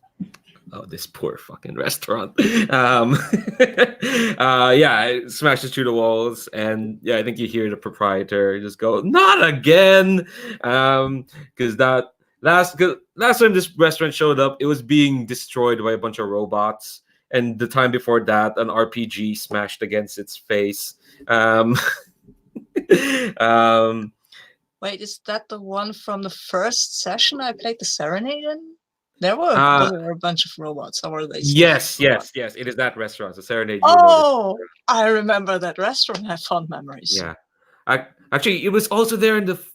Sorry, tangent, but this is. The restaurant also showed up in the very first session. I think I ran a mask. You were there as well, but you were busy. No, Raphael was there. You were busy doing a car chase, and yeah, and an RPG happened to this place. But like, oh god damn it, yeah. So yeah, Holly's gonna be sent flying out, and I think what we see is like the three of you, kind of like. Retreating back out, and out steps from the restaurant. Turns out this tentacle guy, was not as advertised, in that he's just a guy. He's wearing like this rumpled maroon mob suit, a mobster, like a type of mobster would wear. He's got this machine strapped to him. Imagine him like a proper Joe Pesci type. He's kind of like this machine strapped to him, and it's got like these 6 like portholes in his back, and he just kind of like he pulls he sneers at a lot of his like, and here I was thinking I was gonna have a nice meal tonight, but it's you kids. It's always he says, you know, he was always fucking kids, but in the comic book it's you know, it's censored, and so he pulls a string on his strap, and you can hear the engine go, dun, dun, dun, dun, dun, dun, and the engine starts up, and like these 6 ghostly green tentacles starts emerging from like the portholes, and he's pulling out this like wrist gauntlet thing, and he's putting it on his right arm, and like there's just like this hook with this that's next to this like chain, and it's a lot. This guy, he's also wearing sunglasses because he is, even though it's night. And he's just like, for once, can't you just leave a working class mobster alone? The hook cocks. Lenny. I would expect better than you, causing problems on your territory. You're no better than a cop. I don't want to talk to him. I just want to go in without hedging my bets because, come on, this guy All right. is clearly a bad guy, and I'm not really into talking to bad guys. And also, I have a move that I want to use. Okay, so we're gonna trigger that before we do team mechanics then. No, because we can do team mechanics first, or I can do the move first. Yeah, well, do the move first because that will be without hedging your bets. So you won't have the benefit of team except for that True. one. Yeah, that's punch everyone whenever you charge into a fight without hedging your bets. You can shift your danger up and any other label down, which I will do because it's fun. Savior, who needs savior? I don't want to save this guy. You have teammates. Yeah, well, they can say they are good at saving. Holly is good at saving people. Hell yeah, that's Holly. So do you roll? Yeah, okay. I just roll with Danger. I don't have to roll with for the move, but I have to roll, I think, for the attack. Yeah. I guess. Okay, let's see how that goes. Oh wow, yeah. I wasn't Wow. Yeah.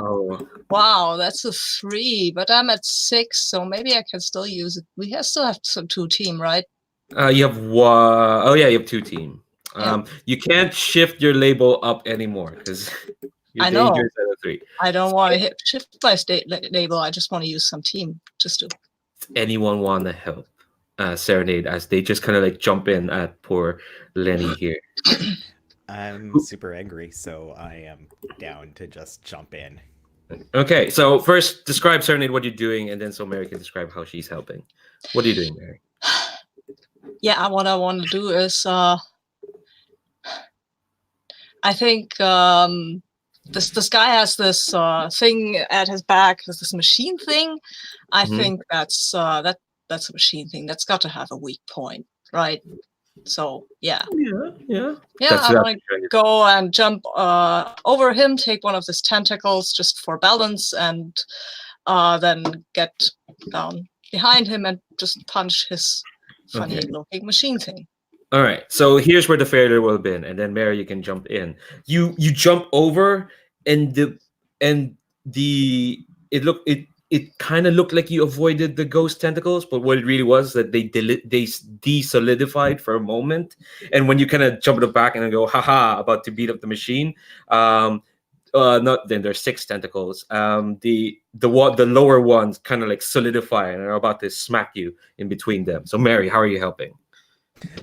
Mary barrels in with all the restraint of Serenade of Thorns, and as the tentacles attempt to go grab them, they're caught by some smaller and perhaps a bit, not so thick, a bit longer, black goopy sort of tentacles, which extend back to like Mary's elbows, where her arms are just split, and she's attempting to keep it from grabbing Serenade long enough for Serenade to do whatever else they want to do.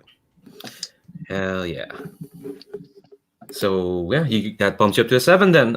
Serenade. Tell me what you want. Which one do you want to do? I want to take something from them, and that is at least one of their tentacles, but preferably any of them.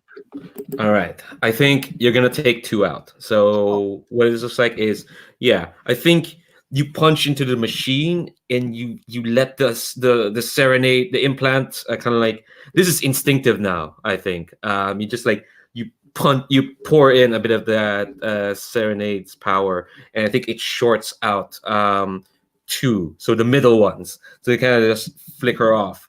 But I think so, Mary, you didn't pick resist or avoid their blows. So Mary, you've got the lower 2, but the upper 2 tentacles, they come in and they kind of like they encircle you in the next Serenade, both of them, and they toss you back towards where Holly is. You're gonna take a powerful blow.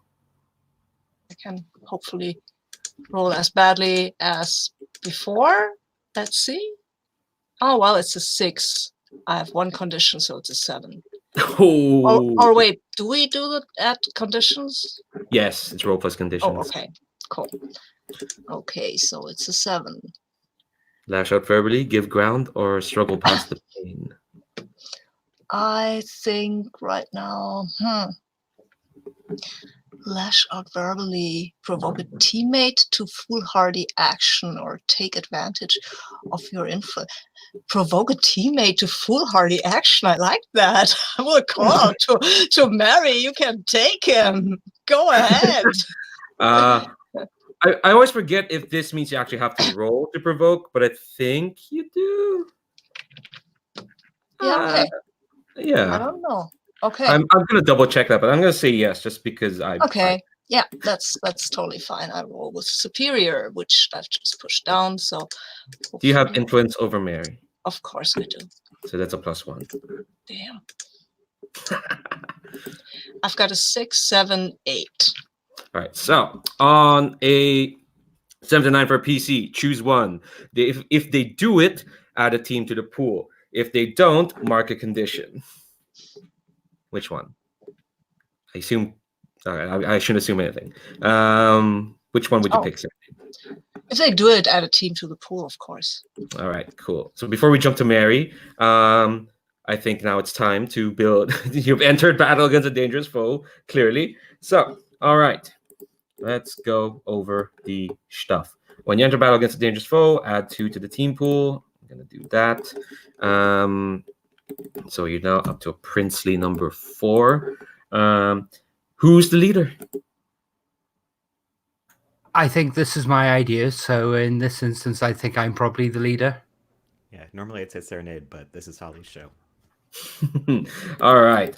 Does the leader have influence over every teammate? Yes, I do. Oh, you just got. Wait, do you have influence over Serenade? Yeah. Oh, cool. All right. Okay. Yes. All right. With the last session. Oh, hell yeah. All right. Sorry, it just wasn't marked on your sheet. So that confused me. But I saw it was marked in Serenades. But okay, cool. So add a team to the pool. Jeez, 5. Poor Lenny here. Does everyone have the same purpose in the fight? Which is to take down this villain and actually be young superheroes. My purpose is to hurt him. Punch that guy a lot. I mean, I think that's similar. Okay. Taking him out and stopping him doing evil stuff seems about right. Also, All right. That's close enough. Everyone's close enough to each other. That's another team. Does any member mistrust the leader or the team? Nope. Hell yeah. Hell to the yeah. Is your team ill prepared or off balance? Well, we're not very well prepared. Well, we didn't. I mean, we came to pick a fight, and you had his name, and you have the newspaper, and you are with Casey, and Casey knows where every villain and superhero is. But on the other hand, I did just go flying out through the door. That's Well yeah, prepared but as we ever are. that was to be expected. Also, it was clearly a maneuver to get him out because we don't want to do collateral damage inside the Poseidon thing. So we're perfectly prepared. Okay, then yes, we are prepared. All right, cool. You got 6. So I'm gonna add a couple, just one note for you specifically, Regicide, because you worked in prospect projects. We hear about the kinds of people who are here. This guy Lenny a year ago was like a low-level mobster named the Scorpion. He didn't have the tentacle shit. He had just that gauntlet that shot out like a big hook on the chain. That was his shit. He disappeared for a while. Well, actually, no, he got arrested. He got beat up by a bunch of other young superheroes and got arrested. And he only just turned up recently, saying he got arrested, disappeared, and turned up somewhat recently. With this newfangled tentacle pack. So who knows? So that's I'll give you that because you would know that at least, Casey. Cool. All right. So I'm gonna turn to Mary and then jump back to you, Casey and Holly, because Mary has just been yelled at by Serenade. So Mary, Image. Sorry, we're in battle mode now. Image, you're caught in between two solidified ghost tentacles coming out of this guy's pack. What do? You've been provoked. I have been, so I need to include myself enough that I can kind of just slide around those tentacles and reform where I can try to fuck up his backpack. Or I guess in Mary speak, like, rip that thing apart. Hell yeah. All right. So I think this is a kind of directly engaged. You're trying to hurt him, so you're engaging him as a threat. Cool. All right. Yeah, just roll with danger. Directly engage. I got a 6 because my danger is flat. But you could use a team. I could if someone wanted to help me. Did you just get a move that gives you a +1 when you have more angry mark?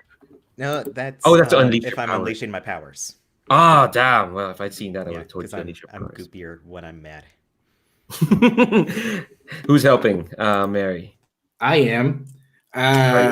You just see Casey going and they extend one hand, and a freaking harpoon is summoned by magic, and she uses the harpoon to dive on top of Lenny, giving an opening for Mary.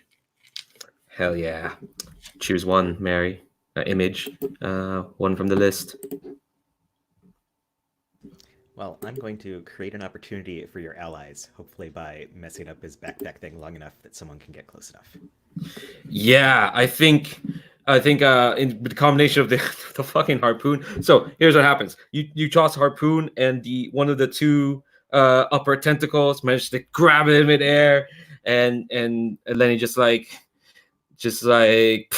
nautical shit. I lived that shit, and but you do your goopy thing, and I think what happens is you shut off the pack for a moment, and so the tentacles kind of like disappear, and he does a Darth Vader style what? Except imagine that in the Italian American mobster voice. No, it's not. He's not Italian American. He's just Lenny. So yeah, the pack shuts off. That's the opportunity. But I think you did again. You do not pick resist or avoid their blows. So let me just mark off a thing in this stat block. Although I don't know if people call that in these games. So let me look on the GM sheet as I need to make a move. Hell yeah. All right. So here's what happens. You shut off the pack, and actually, you know what? No, I'm not gonna hurt you. It's fine. You'll shut off the pack. I'll see. I keep wanting to change my mind. No, I think if it's gonna hurt Serenade, it's gonna hurt you as well. I think what you get is down to hurt. Are you down to hurt? Fine.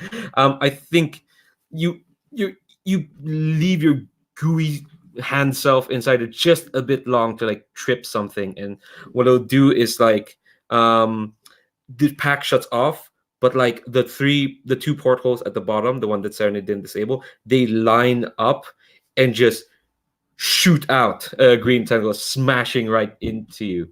Yeah, take a powerful blow. You've got all those conditions. Plus all my conditions, that is an 8. All right, cool. So 7 to 9, either lash out verbally, give ground, or struggle past the pain. Probably don't want to give. If you give ground, you'll just cancel out the opportunity you gave, and I'll just go. Okay, what's next? I'll say if you struggle past the pain, you're still fine. If you take one more condition more than you, if you take one more condition than you can, that's when you get knocked out. So you can have the full suite. Well then, I am nothing if not a condition collector, I suppose. So I will take the full suite and and not provoke anyone, because why do that twice in a row? That's fair. All right. I'm gonna turn to Holly. Holly, you get up on your feet after being shown out to this guy. You're muted, Gerwin.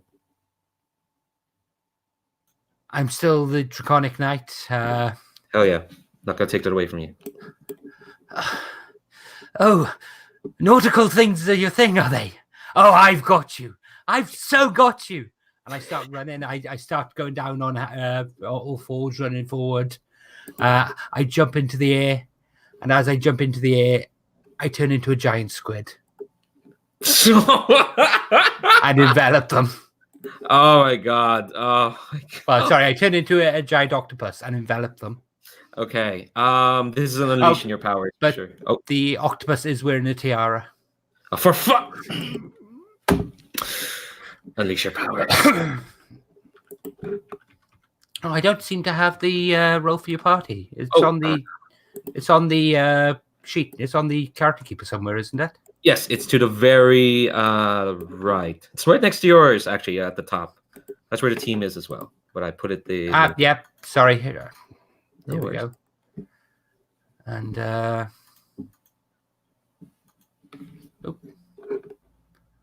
No, I didn't do that properly. 1 second. So that would be a 5. So You have a lot of are people okay with me using team to try and would anyone like to help me actually bump this up? 2 people. Who's helping? Yeah. Sure. I mean, Sure, yeah, go. we can both help. So I guess we have to both help. So No, actually, I can help if we do something illegal. Oh, let's damage the building. Yes. I think Casey, as they are still falling down, they just see this squid pass in front of them. Casey just say, "Pull down this the front shop. They have insurance. Don't worry."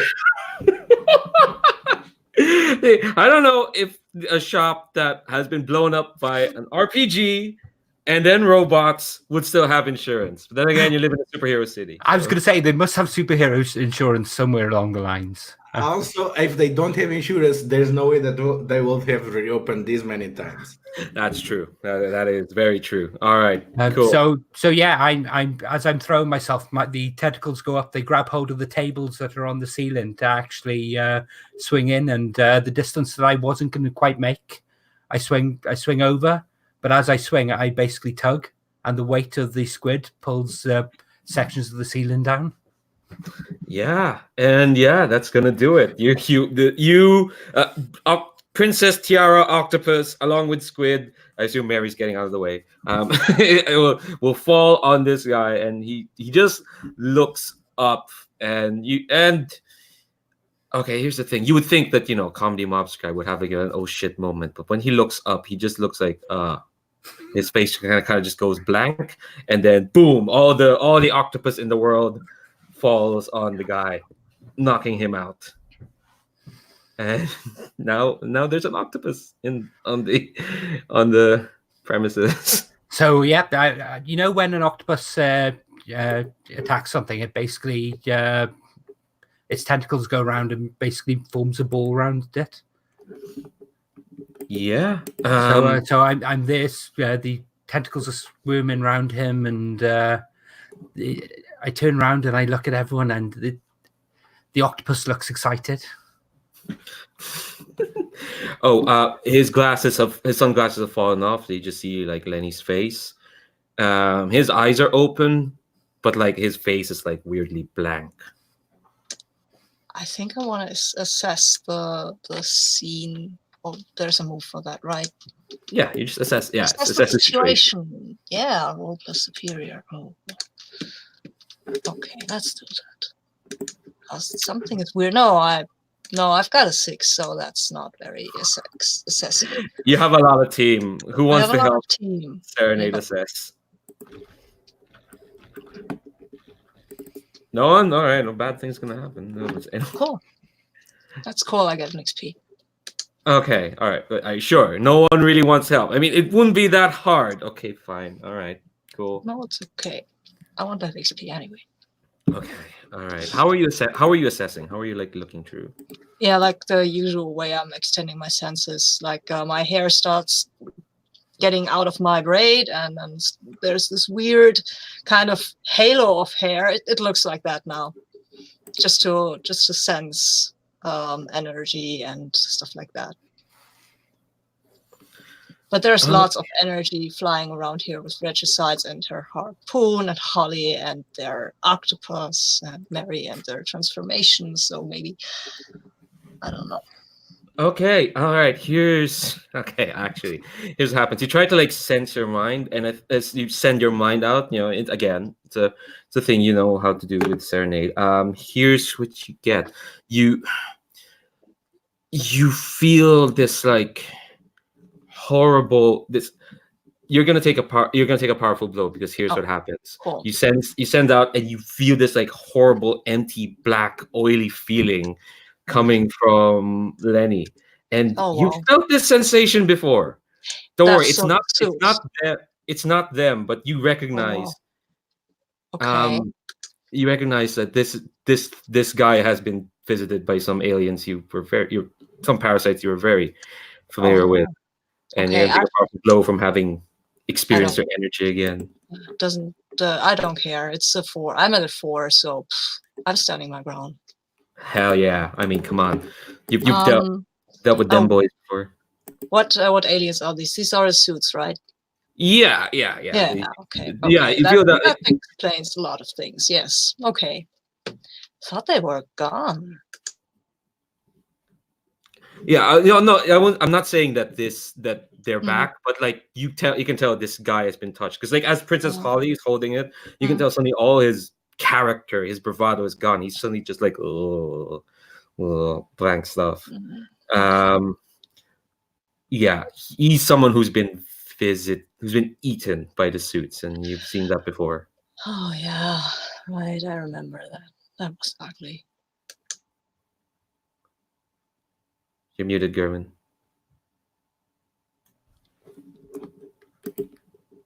Sorry. We did it!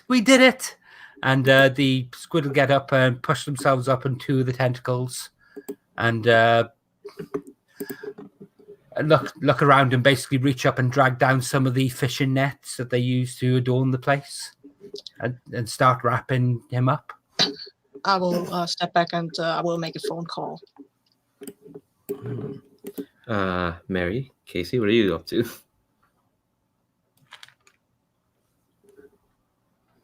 Where did this guy get this tech? It's not his stuff. He must have taken it from someone else. Yeah, I have an idea about that. Let me make this call. And I think at this point we can hear sirens in the distance. Sorry, Mary, you unmuted there? Oh.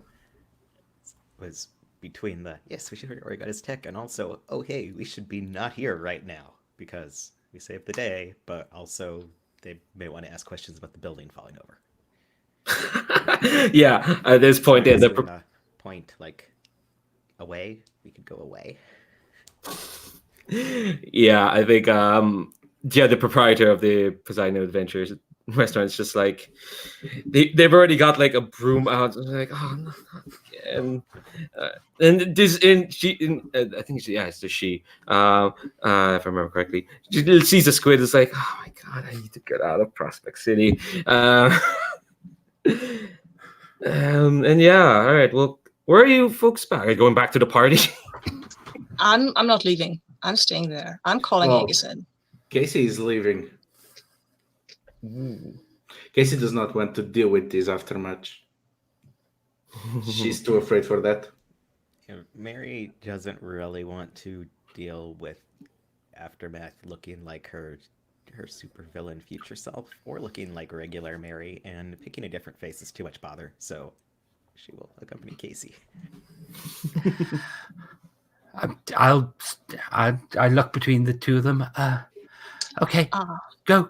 I'll stay here with Serenade. You don't have to, Holly. This involves some stuff that happened some time ago, and maybe it's better if you don't get involved in this. But you're my friend. Yes, exactly. Holly, look, this is going to get really boring, actually. It's mostly bureaucracy what's going to happen now. And the squid leaves go and the guy drops to the ground. Okay, wait for me. And the squid is basically crawling along behind everyone. I've totally forgotten to change back. All right. I'm gonna cut to the three of you to the party in a moment. But yeah, who are you? Stick with Serenade for this moment. Who are you calling? I'm calling somebody I know at Aegis. Ooh, who's still there in Aegis that you know? I know the director or the secretary. I mean, yeah, come on. I need somebody who knows about the suits. So. Okay. All right. Cool. Did he? Yeah, I guess he was very abashed enough that he would have given you his number. He was very apologetic. Yeah, you're afraid while you're all running. I have never called him anyway before, so. Yeah, I think he picks up. He's the one who picks up, and he says, "Russell, son, who is this?" As the Serenade of Thorns, I found some person who has hints of the suits about him. I think you should come and pick him up. The police is coming, but you should look at this. You should be aware. I guess you haven't heard then. I would love to do that, but I don't have that jurisdiction anymore. Then find somebody who does. Well, not Aegis for sure. I don't know if you've heard, but well, this version of Aegis here in Prospect City, we've been disbanded. Can you find me somebody who can take care of somebody who has a suits tech on him? Give me a second. Yeah. And he hangs up on you, and you can hear like sirens are getting close, and then your phone rings, and well, it's Melissa who's calling, and you pick up and says like, "Did you say suits technology?" Yeah. There's something about him feels like the suits. All right, I'm on my way. Is that sirens? Police are coming, yes. right? Yes, they are. We did some collateral damage. The Poseidon restaurant, isn't it? Yes, it is. Damn, I was gonna try and take Enid there once, but all right. Could you hide him? Get him somewhere safe. Okay, I can try. That's not exactly what I'm good at, but I will try. All right, cool. I'll tell you where you can take him, and Okay. she gives you an address which you kind of vaguely recognize. This is where Loki used to keep his shit. Oh yeah, I know that place. Referencing other PC. Sorry, Ryan. We're not here. Yeah. So yeah, she'll direct you to like where Loki. You were at that base. Yeah, you were there. Yeah, I know that. I know that place very well. Yeah, so. that's where Varga taught you Mrs. Pac-Man. Yeah, exactly. That's a And good how place. to dance. Yeah. Yeah, well, she promised me to teach me that. And yeah. And Melkor's just been missing. All right. Yes. Cool. So I'm taking him and schlepping him off. All right, cool. I'm gonna cut back to the other three. So party's still going. For sure. Are you still a squid, Holly? Of course you are. I think a party doesn't even care, honestly. These squid. Oh, some of Ash's bandmates are like, yeah, squid. But the squid realizes it's not wearing anything, so the squid adds a suit. Sorry, adds a dress. Oh, Jesus Christ. Casey, how are you doing? Casey goes straight to the barrel, starts tapping, finds one that still has some beer, and just starts pouring caps to the three of them. Holly will take several cups, one in each tentacle. Mary just takes one and attempts to chug it, so she doesn't have to taste it. But she would like to have this beer, please. You hear someone very hoarsely singing, and you'll see if you look around, Screech is at the stage. They've turned on the karaoke. Someone, well, it's not really karaoke. Someone just plugged a laptop to a projector and just going on YouTube, finding karaoke versions of songs. So that's what's happening. How are the three of you feeling? I need a joint, and Casey just looks through the stashes and starts rolling one for the three of them. Mary is throwing herself into easy relief, so yes. Yes. And I think Holly will start shifting back at this point because oh no! Actually, no. I take that back. The idea. Sorry, you're rolling spliffs, aren't you, Leandro? Ludo. What? Were you rolling spliffs? Did you say? Yeah. Yeah. So yeah, it'll take one. So I love the idea of the squid there with the spliff in its tentacles. I think a little bit later into that, we'll probably cut back to the three of you just, I don't know, talking about nonsense. What's happening in the karaoke? Oh, Princess Flower is singing a opera. It's a 4-hour opera. She's only like in the first 20 minutes, and people are kind of like, the party mood has gone down because she's hogging the mic. And I think this Asian kid who you've seen hang around Serenade quite a bit, kind of like gingerly like walks up to you and says like, "You're Serenade's friends, right?" And I think the first person they come to is Squid, who turns around and looks at her blankly.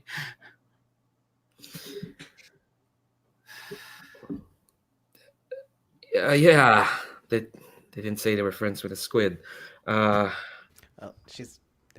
Holly's not usually a squid. It's a special occasion. And she shifts back at that point. Oh, I know you.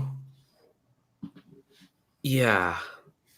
Yeah, I'm Osprey. I don't know if they've ever mentioned me. I was you blocked me somehow. How did you do that? Oh, you were the one trying to like set up that defense matrix, right? Yeah, well, my thing's kind of like, if I don't want people to know what I'm doing or what anyone else that I want them to know is doing, I can just make sure they don't see. That's kind of my thing. Sorry. But how does that work with machines?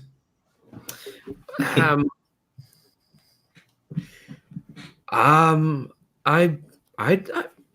don't know. Do you want to like test it right now?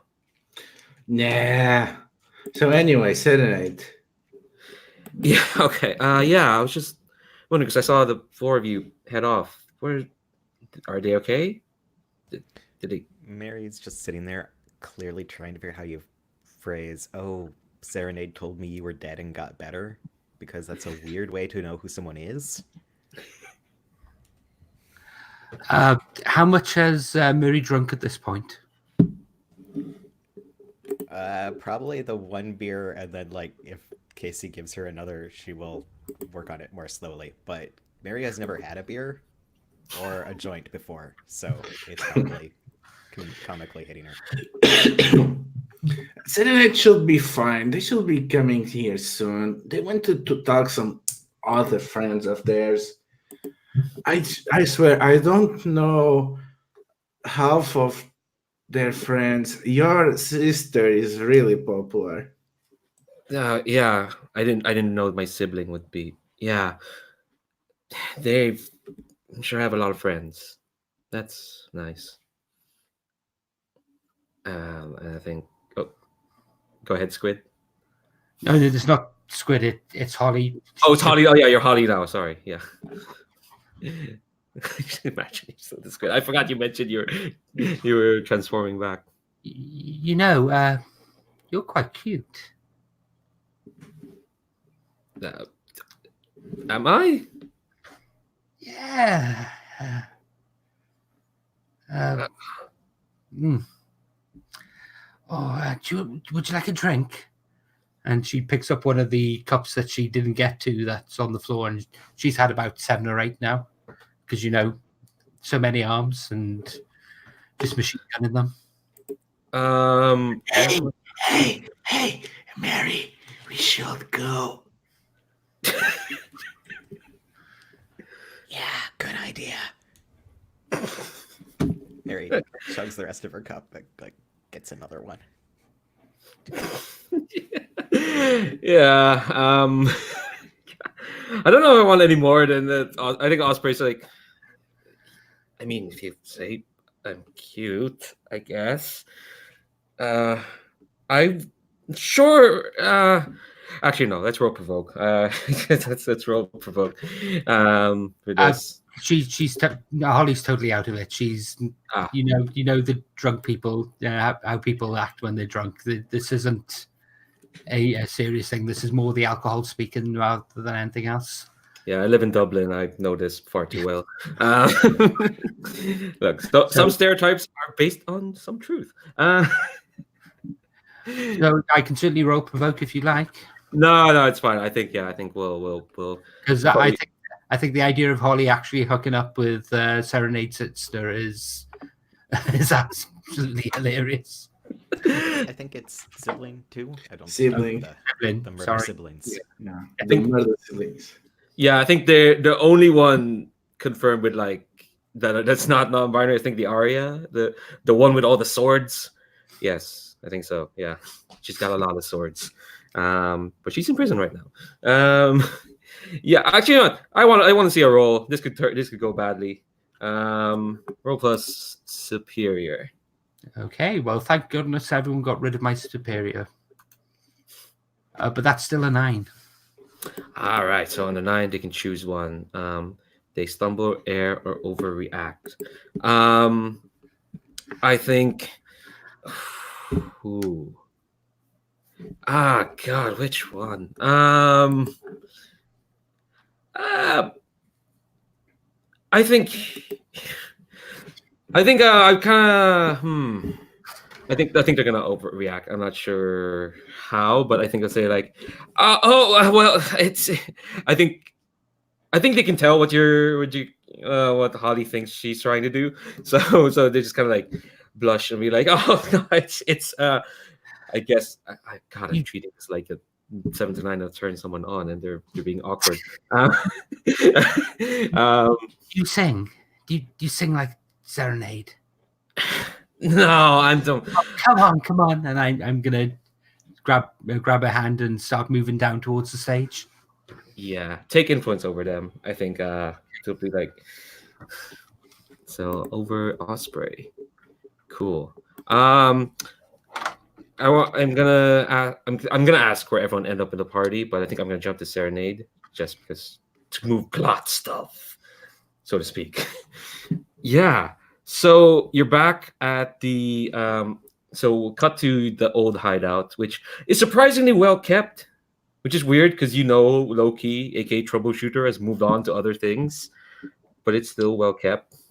Since Melissa said it to come here, I expected that it would be well kept in any way, in some way. Yeah. So I think Melissa walks in. She's wearing like a really nice sort of suit that you normally wear to like dates and whatnot. But still, she's here. You'd think she'd look harried or whatnot. I don't know what Serenade would think Tired. that, but they're always tired. Like that never goes away. But yeah, she sees you, and she sees like probably you propped up poor Lenny on a chair or something. Yeah. And I think she sees Lenny first and just kind of like stops dead, and she's like, "Where did you find him?" At the Poseidon's thing. We found him in a newspaper. Actually, there was an article about him. I think she walks towards the body, like who's still open. It opens up the eyes, and like she takes out like a small flashlight. One that's like, he should be in a rehabilitation center. He was a victim of the suits. They ate his mind. We were trying to figure out how to bring them back. But he was walking around with these sunglasses on and this apparatus stretched to his back, and the gauntlet on his hand. I think, and he was definitely talking and moving, not like someone's mind was in there. That's not good. Nope. I think she puts out the flashlight and she says like, okay, but this kind of confirms it then. I knew we shouldn't have trusted them. That rehabilitation center, it's not an Aegis structure. I don't know if you've heard, but Aegis is being disbanded. Yeah, the director told me. Of course he'd give you his number. God, Russell. So because Aegis was disbanded, we had to outsource all the leftovers. And one of the leftovers is helping victims of the suits. Mm. And one of the rehab centers you send them is you've heard of Golden Development, right? Yes, I have. They've been very kind in helping Aegis transition to its disbanded state. But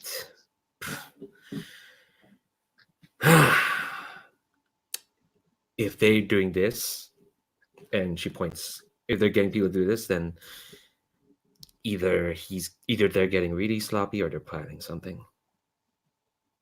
Well, neither is good, and I do not think it was a good idea to disband Aegis. Despite the suits incursion, they were doing good work. Well, like most things, even disbanding Aegis was a sloppy business. This is only in Prospect City, but I heard. That's what Director Soon said. Yeah, but even so, I didn't expect Aegis to survive after what happened anyway. But this is concerning. You're not too busy in school, are you? I am not. I am absolutely willing to drop school and do something else. I think she raises an eyebrow at that. And so it's like, well, where the hell are we paying for you to go to school? And then she it was your idea anyway. yeah. And I think she's kind of thinking, like, it's probably okay, all right. And then I think she'll just nod and says, like, well, good, because we got work to do. Okay. And all right, I think we'll close there. Let's just have one last shot of each character as we close this issue, and then we've set the stage for the last two sessions of this whole series. All right. Oh yeah. So who has like a last parting shot of each character as we close this? I do. Would Regicide be okay with Holly actually starting to patrol with him? Of course. So I think that's what we see. We see a montage of shots of us actually fighting minor villains together, and basically then running before the police show up. Cool. Yeah, I would say, like, yeah, you can totally montages like in the next few days, not just straight out. It's not just like shot of this party. Yeah. Because we're gonna skip over some time when we get to the next session. Okay. I went something immediately. Cool. I think it's going to see Casey kind of stumbling as they move away from Holly and Osprey, and they trip and they fall to the ground, and as they stop, they lay there and they start laughing as they rise. Then suddenly they become really serious as they look to Mary. Do you ever think that it's really selfish to tell someone your feelings when you probably cannot act on them?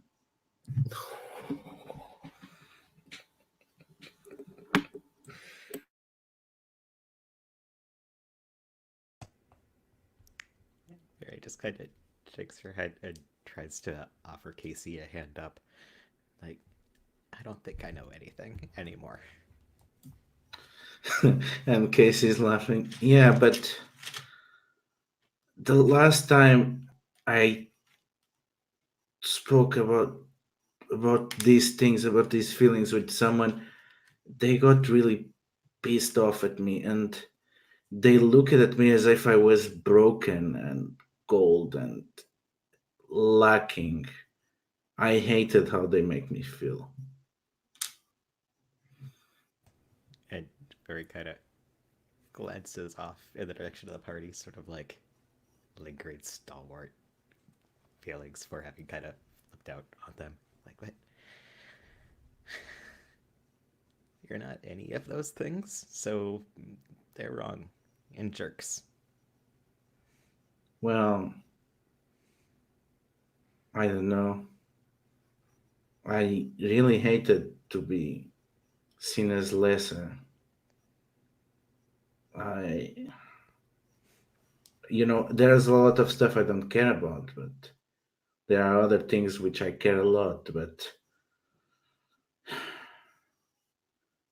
I mean, feelings are feelings, but if sharing my feelings change the way that I interact with others, if makes me an ass, I I think it's probably better if I don't share them, right? I mean, you don't have to, but it sounds like you want to, so you probably should. And, like, I mean, if people are weird about that, then they're probably not much good anyway.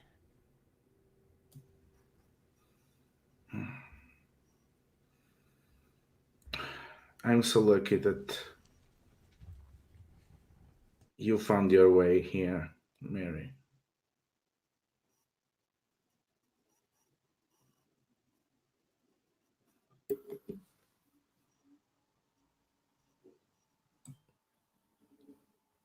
Yeah, I think. Oh, go ahead, Mary.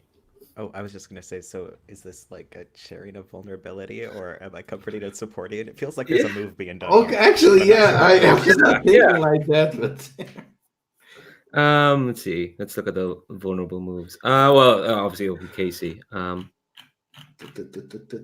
Share vulnerability to someone, give them influence over you, and then ask them who they'd like you to be. oh, perfect! It's perfect for the situation. So, who will you like Casey to be? I think I. Oh, I already have influence on you, so I have to move your labels around too. So I can make you be who I want to be. Oh no, I feel so much power. Um, I think Mary, probably in a very rambly sort of, yeah, first time experimenting with substances, and she experimented with multiples at once. Is that, yeah, who wants you to be who you want to be and like a person, because you've been struggling so long to just establish yourself, and you should get to hang out and be what you want to do. And she's gonna move your mundane up and your savior down, because you're thinking a lot about other people, and she wants you to consider what you want. And tell your crushes your feelings, or tell people that you like them. Tell people you hate that you hate them. I mean, all these things, they're good.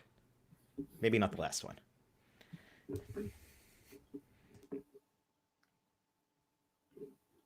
Okay, so we get a team.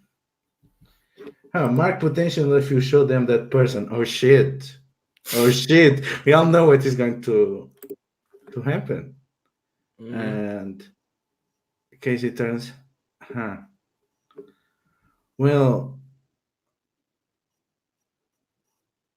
you make it really hard for me to do anything but love you, Mary.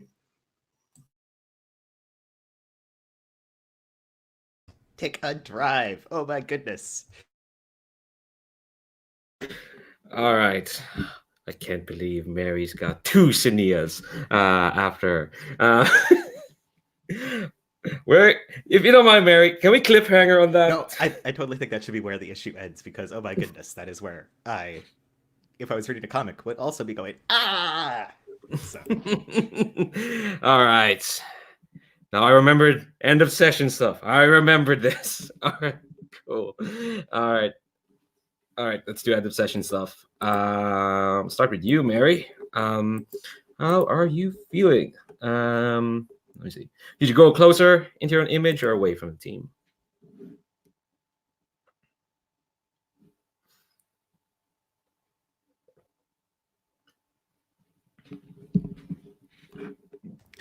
I think I grew closer to the team because in a moment of worrying that I was just being my future self, Casey handed me a beer and I felt like I was part of the crew hanging out. So you can have influence over me, Casey, because you didn't have it before. Since I keep taking it away from you. Oh yeah, it's true. All right, cool. Serenade. Oh, don't forget, Mary, to either clear condition or mark potential. You get more than just giving influence to people. I have so many conditions to clear. This has never happened before. Amazing. Serenade.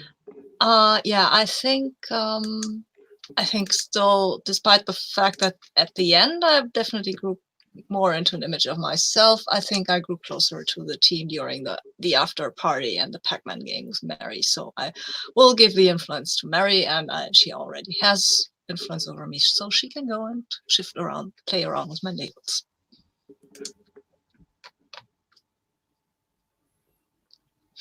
Hell yeah, Mary. And also, yeah, clear conditioner. I will shift your danger down and your superior up because you were willing to do the hard work of attempting to sort out the legal nonsense of us punching a dude into a store. Yeah, that's fair. Cool. All right. Casey, how are you feeling? Closer to the team, and I guess considering the scene, the montage of Hollyhock and the whole conversation with Diamond Dust, I think they grew closer to Hollyhock. Hell yeah. Did Holly already have influence over you? Yes, she did, so you can shift their labels. I'm going to put your. I think we're going out and doing this, and I'm encouraging the more bizarre parts of your nature to come forward. So I think I'll up your freak and down your mundane.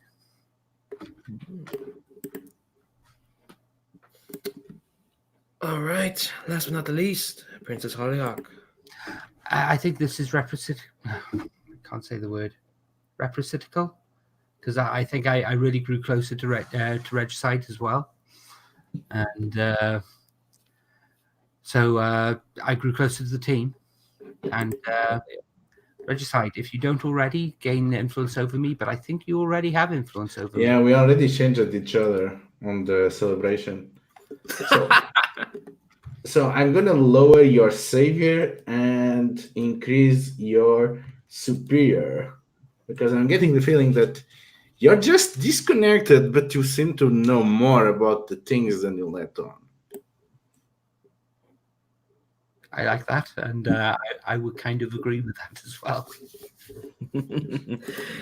Nice. All right. Cool. Thanks very much, folks.